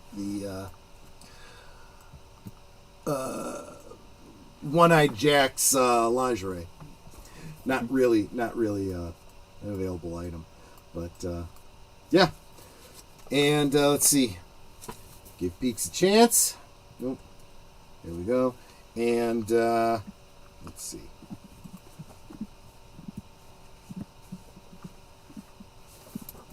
Am I missing this? Maybe I've misplaced it. And Twin Peaks hosts Bizarre Chess Murders. Mm-hmm. Yes, that was from the show. Okay. Right. But I know there's another one here. I just don't know where I misplaced it. But yeah, I have all four of them. And another magazine. This is a much, much older one. I don't have all of them. It's very, very hard to find. They go for a lot of money now. It's a magazine called Wrapped in Plastic. This particular one is about Lost Highway. Oh. Definitely looking for... This ran for a long time. And I was very late to the game with this, so I've gotten them all like on the secondary market. That's about all I got. And there's probably about 5 times as many. And then, of course, that brings us to the Log Roller. I told you guys about that, which was, of course,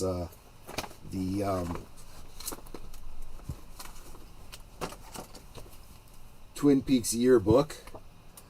And see if I can find me in here again. It wasn't a big graduating class. Those were the underclassmen. Oh yeah, well there's James Hurley right there. At least he showed up for pictures.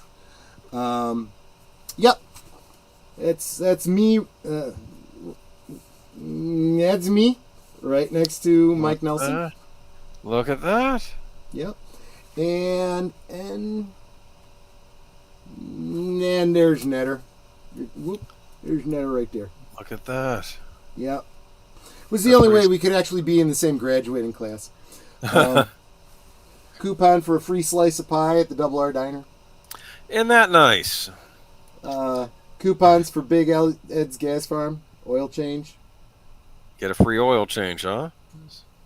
Especially for the struggling student right out of high school, right? Tim and Tom's Taxidermy. What? Yeah. Oh yeah, they come up in the access guide too. It was an actually mentioned place. What else have I got here? What else? I got this is something that I think at some point in time I will be sharing. Oh, one of Waldo's feathers made it back. There's not really much to show here, but I have a script for they called it Northwest Passage. What it actually was a script for a season 3 fan film that they actually filmed. It was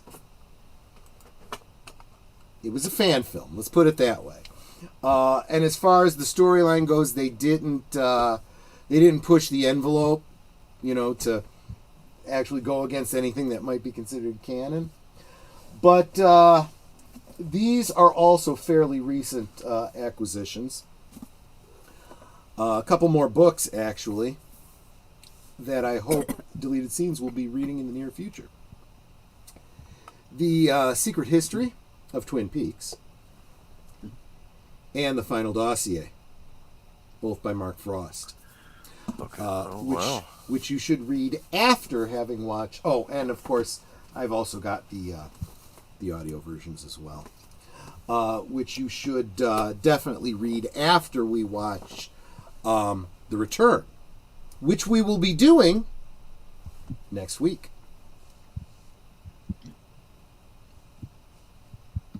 At least that was the original plan. Okay. And that's my presentation, guys. There was a lot of other pictures I had to show that I either couldn't find or couldn't fit in. I know I have way more books. I have a lot more books. I'd say I have at least 6 or 7 books just about analyses. People have done scholarly books about David Lynch and his writing and stuff like that. There's another unauthorized, book about the town or whatever. Yeah. It's a heck of a collection. I'm glad I got the opportunity to share it. You'll notice that a lot of this stuff was fan-made stuff. I mean, very professional stuff.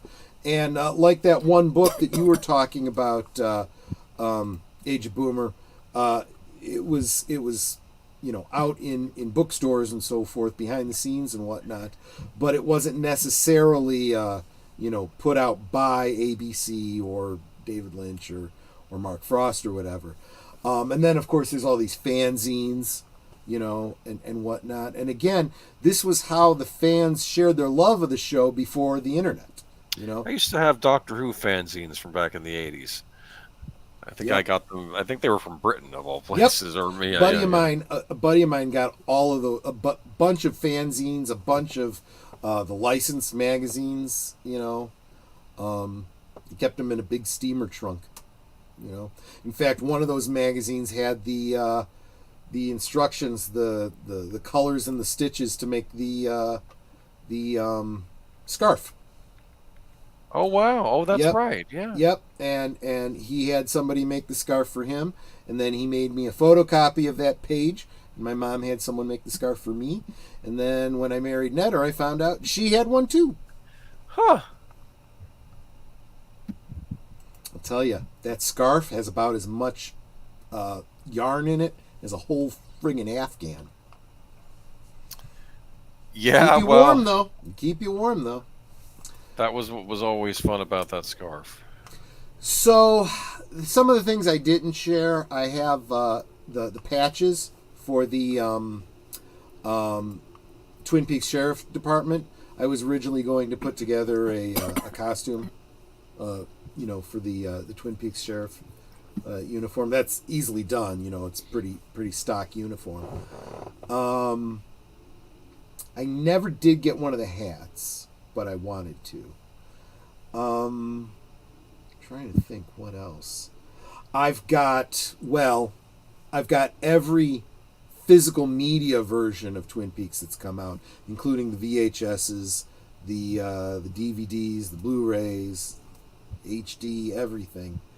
I even have a screener. When you work at a video store, when you used to work at a video store that rented VHS, you'd get screeners for movies and whatnot to watch and decide if you wanted to order copies of it to rent out. And I got the one for the European release of the pilot, I suppose you'd call it. But in a very Lynchian fashion, it didn't actually contain the movie.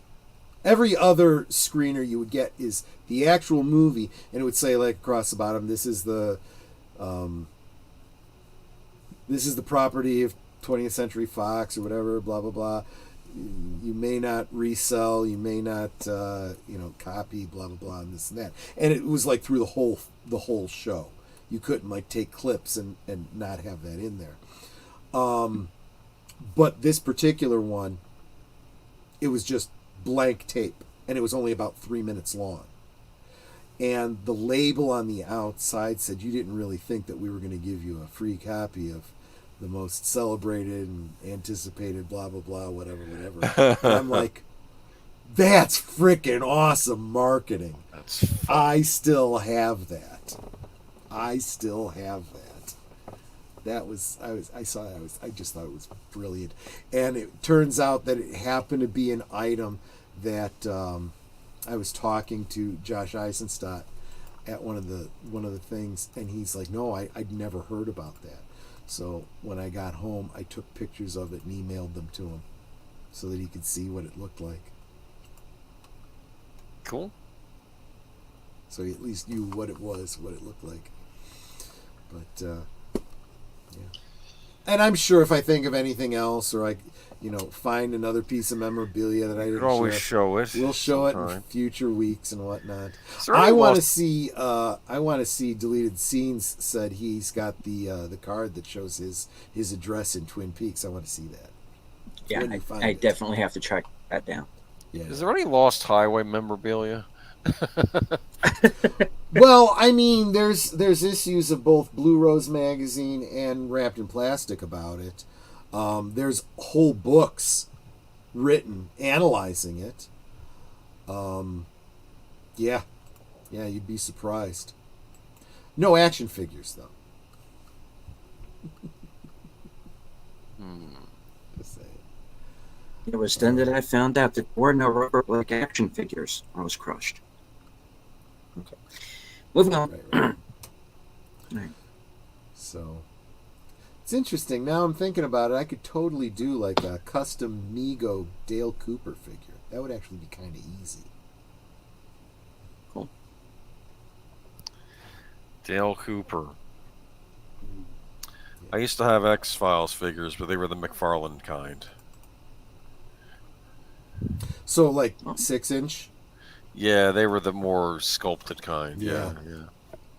Yeah.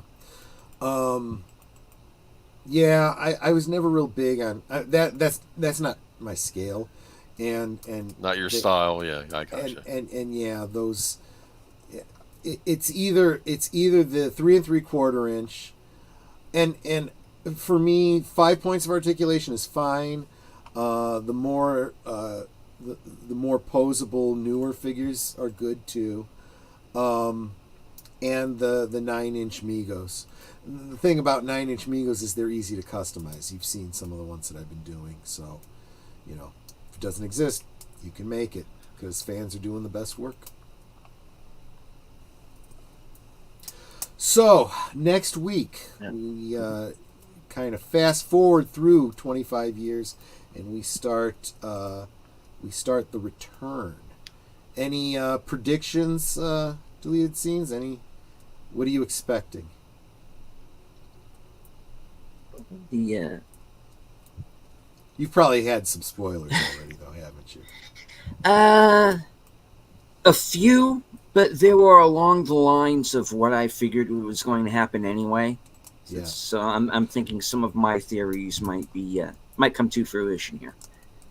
There were some things that I saw, like in Obnoxious and Anonymous's videos. I'm like, oh no, if he sees that, and then I realized that like some of the thumbnails and even like parts of the video, I'm like, if you haven't seen this show yet, this isn't a spoiler. It doesn't make a lick of sense. No. But I mean, if you've seen it, it's like, oh yeah, okay.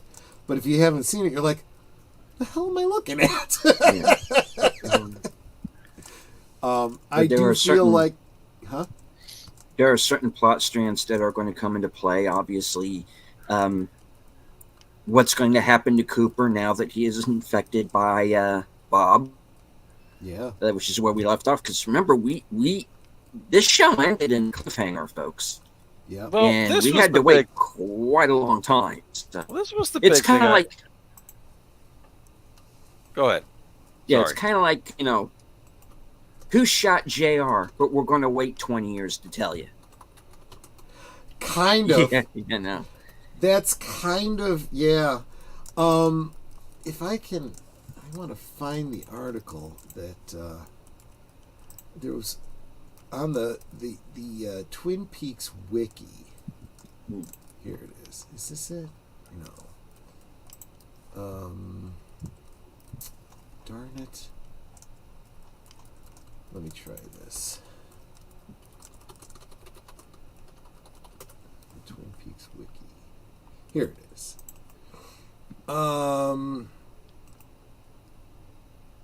Production material, production staff.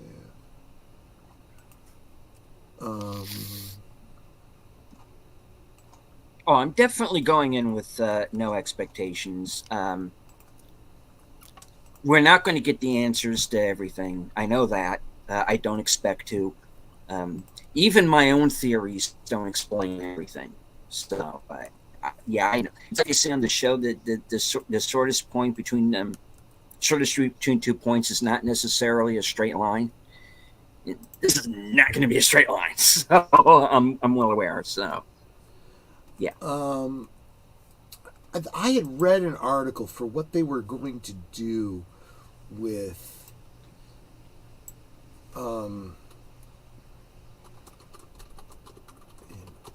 if it had been renewed.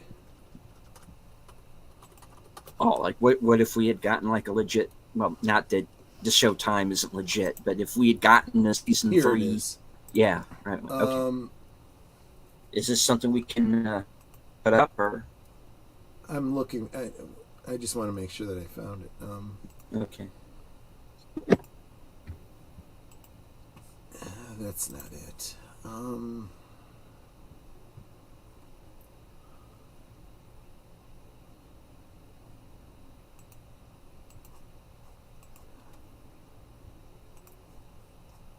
I don't know. I'll have to find it, and we can maybe we could start out next week, and I'll tell you guys about it.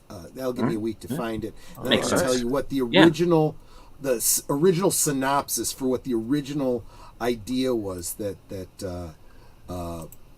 Lynch and Frost had, and then we can kind of dive into what we actually got, Indeed.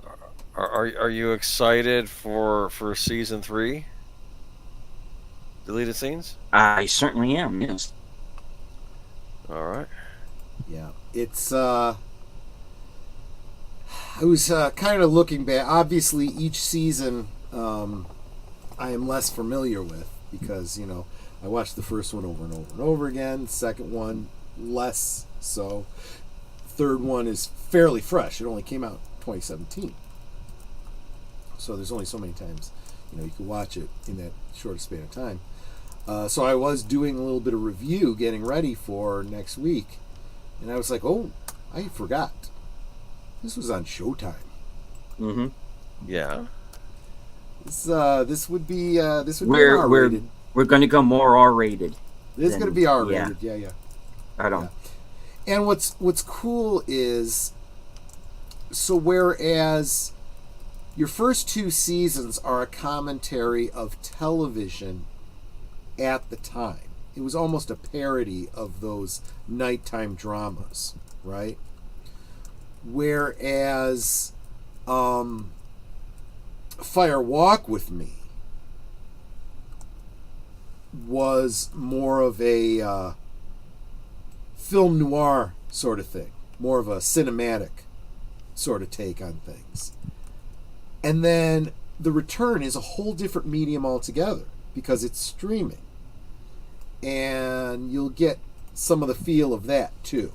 What it's like to, put out a sort of television, but more, Well, no, it was on actual Showtime too, wasn't it? That's what I mean. Mm-hmm. That's Yeah, streaming. yeah. No, but I mean the cable channel. Yes. Yes. You said it was streaming. Yeah, that's considered to be streaming. Yeah. Cable? Oh, I don't know. The line has become very, very blurred because most people don't, even if it's on cable, don't watch it on cable. Well, that's fine. You get your cable, but you mean watch streaming it on had been computer. introduced when this series was on? Okay, Sure. I get what you're saying. Okay, all right, yeah. So most people probably watched it when it was streaming it rather than watching it on their cable channel. But Yeah. I think they could watch it on their cable channel. Yeah, they still had. Yeah. Okay. All right. I think I understand. All right. Yeah, exactly. All right. And so there you go. That's I think that's going to be a lot of fun. I'm really looking forward to. I'm going to have to think through any commentary that I do. If there's any foreshadowing, I might point out foreshadowing, but it's all I can do. I can't jump ahead too much. I felt like I could do that a little bit more with things like Fire Walk with Me, because I'm like, there's really no spoilers here. This is a prequel. We all know where this ends up. And we kind of already covered, all the lines that told us what was happening. We're just getting it all filled in. But, of course, the other thing about Fire Walk with Me is it fills in some of the gaps of the story of Teresa Banks, which I think there will be more pieces to that puzzle filled in by Josh when he gets his crowdfund done for Teresa with a T. One hopes. So there you go. There you go. 25 years we waited. Yes. You guys, especially, I'm looking at you, Nate. I want to watch the 3rd season. Next we're going to watch the 3rd season, right? You guys are so antsy. Well, we're getting through all the I Law waited and Order. for 25 years. Well, I was going to say we're going to go through all the Law and Order series before we get to the season 3 of Twin Peaks, We right? could do that. I'm just. I've got some of those on DVD. I'd rather do it with NCIS, though, but Oh boy. I have all of NCIS up to a certain Do you point. have NCIS Sydney? No. You need to check out NCIS Sydney. No, we don't. It's in There was only Australia. 2 NCISs I liked. It was the original NCIS and NCIS New Orleans. Those They two I have love. Sydney. They're in Australia. Don't ask me how that works. You got to watch the show to figure What it was out. the one with Chris O'Donnell? Los Was that Angeles. Los Angeles. Yeah, I refused to watch that because I saw the Backdoor Pilot episode, and I'm like, no, he died. There is no way he survived. I refuse to accept that as canon. You know what? You need to not watch Fast and the Furious movies because nobody dies in those. Even when they do die, they come back. Oh, so they're written by the same people that do Star Wars. Don't get You could be cut in half by a lightsaber, but you come back. You get That's stabbed in the gut with a lightsaber. You come basically that's a rant for another stream. Yeah. Another thing with Fast and the Furious movies, this movie's villain, unredeemable villain, is now a good guy in the next movie. You know, and he's on the side. But it's about family. Just remember that, okay? Family. It's about family. It's all about family. Well, I mean, I don't know where they go with this in Bad Boys 4, but there's a character in 4 that kind of skirts the line of whether or not he should still be alive as well, but after doing a particular deed. But, yeah, well, I'll figure that out when I see part 4. Okay, is it me or does Tubi have the best movie selection of any streaming service? You got Labyrinth. They really have a got lot of good Paddington, ones. Yeah. Showgirls. Come on, what more do you need? Zapped. Remember Zapped? Zapped, yes. Well, that's how every high school boy would do with his powers, yes. I mean, look at this. Piranha? I mean, it's got everything on here. This is like... Jesus of Nazareth. Oh, that's the miniseries from the 70s. I remember that one. Yeah, there's a lot of stuff on here. And of a course, lot of good horror films. Drive Angry with Nick Cage, and he drives angry in that movie. There are some incredible sci-fi films on Tubi as well. Yeah, okay. Yeah. Stargate is on there. There you go. Original Stargate. And of course, it is the 42nd anniversary of the John Carpenter version of The Thing. Oh. Yes. Maybe that should be the good old days this Sunday. Did we ever do The Thing? I don't think so. All right, I don't know. Think about that. Let's see. Is it getting a theatrical re-release? I know the 40th anniversary did. Okay, so we gotta wait.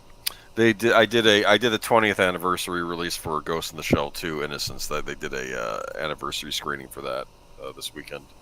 So I saw that. But yeah, it's weird how the anniversary seeing I get to see it on the big screen. When it was originally released, it wasn't shown anywhere in the United States. You know, it's like I don't know. So I guess I should mention that Twin Peaks, if you want to watch it, is available to Paramount Plus subscribers. Yay.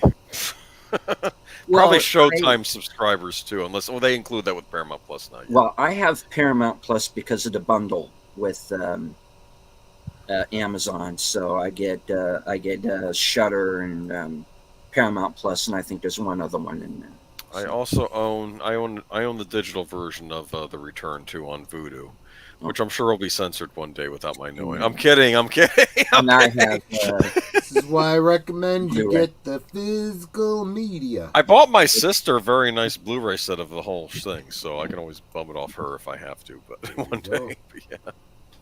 There you go. Good way to catch up if you haven't seen it. All right. Yes. So, yeah. Stumbled over to my shelf, and here it is. This is season 3. Yep, I remember that release. So, of course, Laura on the back. What do you? Okay, I actually have a question for you. Mm-hmm. What do you make of that cover deleted scenes? I'm just gonna ask. Oh. Do you have a guess since you already own it and you've already seen it? I have not seen it. Any guesswork on the cover if it means anything? Well, I am aware that there is a duality, so to speak. Okay. All right. So that I am already aware of. All right. or had already figured. And of Is course, it still in the plastic? Oh no, you opened it up. Okay, I I thought maybe did you were open leaving it it up, sealed to when you watched it. but Okay, yeah, that's there they are. all Look the at all discs. those. Yeah. Mhm. So when we do start watching next week, Yeah. so I'm going to use it. You're all ready. You're all ready. That's good. Good. I have been told that on Yes. I've occasions. mentioned that to him a number of times.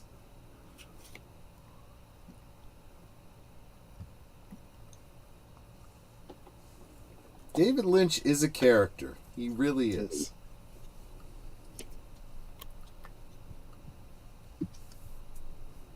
All right. Well, Yep. I think now is about a good time as I need to go ahead and wrap up this week's show. I would like to thank everybody who joined us today on Twitter. I can't see you, but I know that you're there. I would like to thank everyone who joined us in the chat. Jaime, it was good to see you again. It's been a while. Of course, Nate, Connie, Tim, JPRPH1, Big Al Presents. Welcome once again to Stevie J. Curtis was with us. And let me see, did I forget anyone? I'm sure I did. Mark Malnikoff. Stardate Trivia.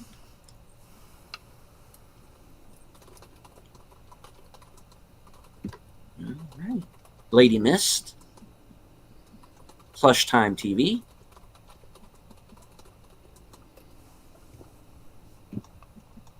Enigma Severus.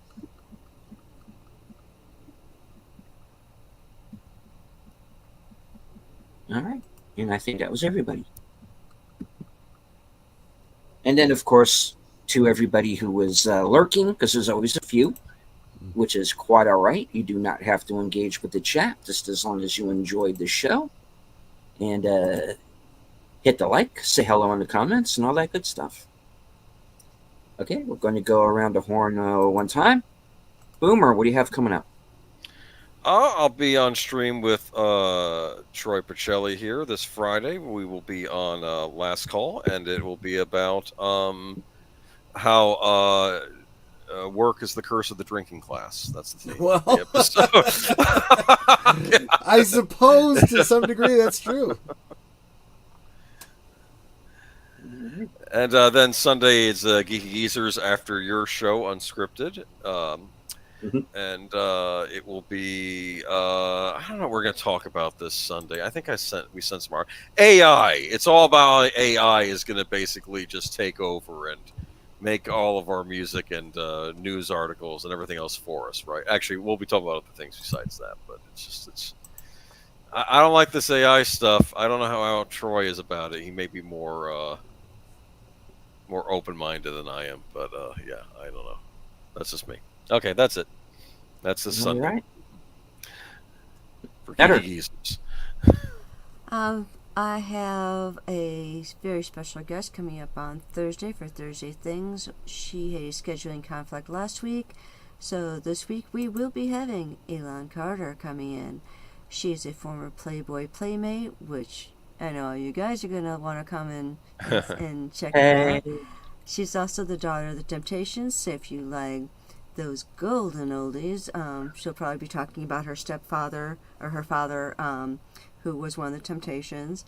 And she's also modeled all over the world, so I'm sure we're going to have a lot to talk about, and I hope you guys tune in. All right. Troy. Yep. I will be guest hosting, of course, with Netter, as she said. I will be hosting Last Call, where, to put a finer point on it, I think we're going to be talking about some of my favorite cocktails, booze, bar accoutrement. Maybe I'll even wheel out the Knarble wagon on screen. We'll see. But just so you can see that it's real. But that may or may not happen, because the Knarble wagon is upstairs. Getting it downstairs might be a challenge, but we'll see. and that's 9 Central, 10 Eastern on my channel. Netter and I will both be guest hosting over on Big Al Presents Films with Friends this Saturday for those magnificent men and their flying machines. That's on Big Al's channel at 9 Central, 10 Eastern on Saturday.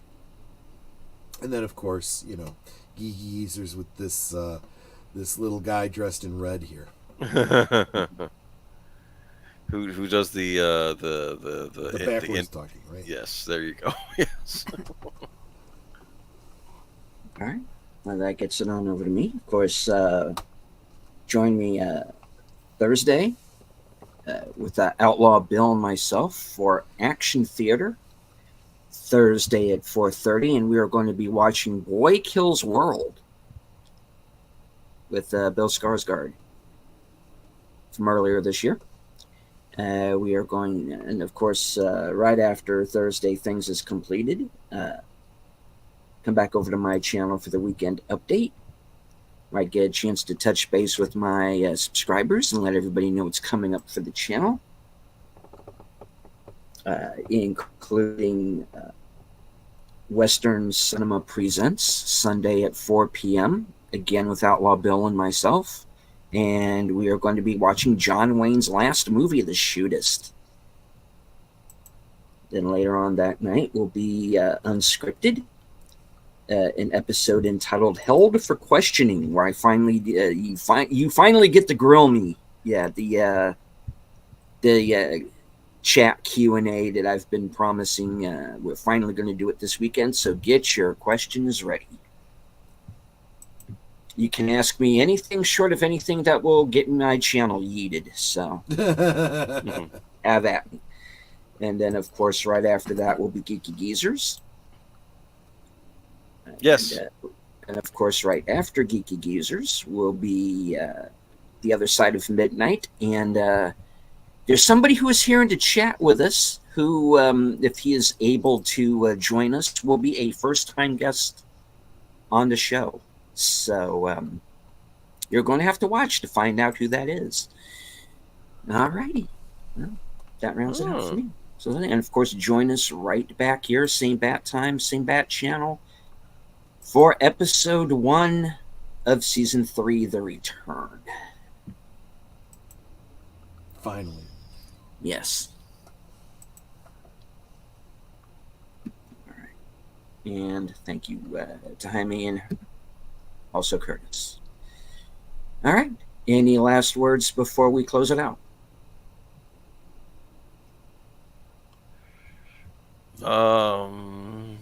See you in 25 years. I'll see you next week. Or in 7 days, yeah. Yes.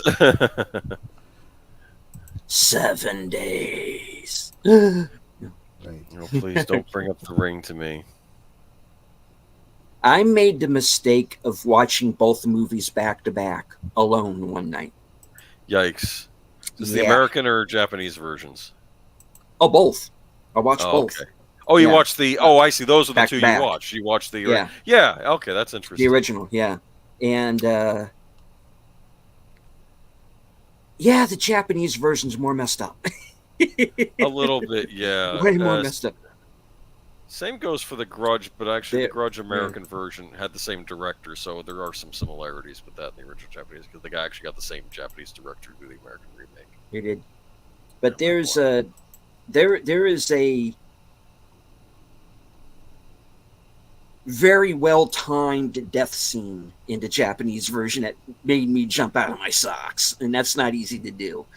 So, yeah. Huh. I'll talk more about it backstage. But, yeah. All right, Netter, I know you usually have a closer. Please, if you would. Sure. We can talk amongst ourselves, and that's all well, good, and fun. But it is so much more fun when you guys are joining us in the chat, and you're dropping your comments, questions, trivia, being goofy, whatever it may be. And it doesn't feel like we're separated by miles or continents in some cases. It feels like we're all hanging out in the same room, enjoying each other's company and having a great time. And you guys, you know you're not just our friends. You are our family. We love you guys and we appreciate you so very much. You can be anywhere and you're here. So thank you for encouraging us. Thank you for encouraging one another. I love seeing you guys in our streams, and I hope to see you all on Thursday. Prepare some questions for our guests if you like. Yeah, if you are a fan of the Temptations, back in the Motown sound, maybe you ask her some questions about her dad and the group, her stint on Soul Train, and her modeling career. So if you got any questions, make sure you prepare those beforehand. And until then, good night and God bless.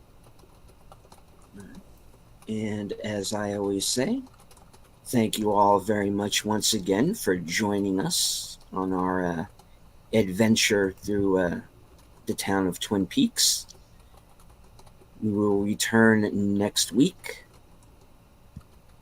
from HQ and all points north, south, east, west, and beyond. Good night. Take care. Stay strong, because this is how we win.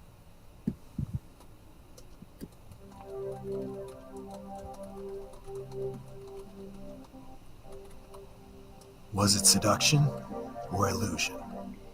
Deception or murder? Nothing is what it seems in a town like Twin Peaks. Starring Kyle MacLachlan, Michael Onkeen, Laura Flynn Boyle, Sherilyn Fenn, and Joan Chen.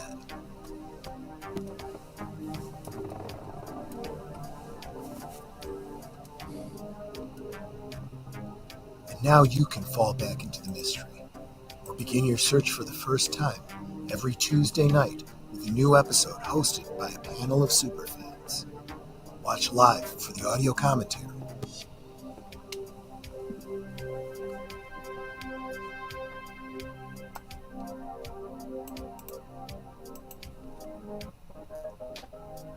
No one is innocent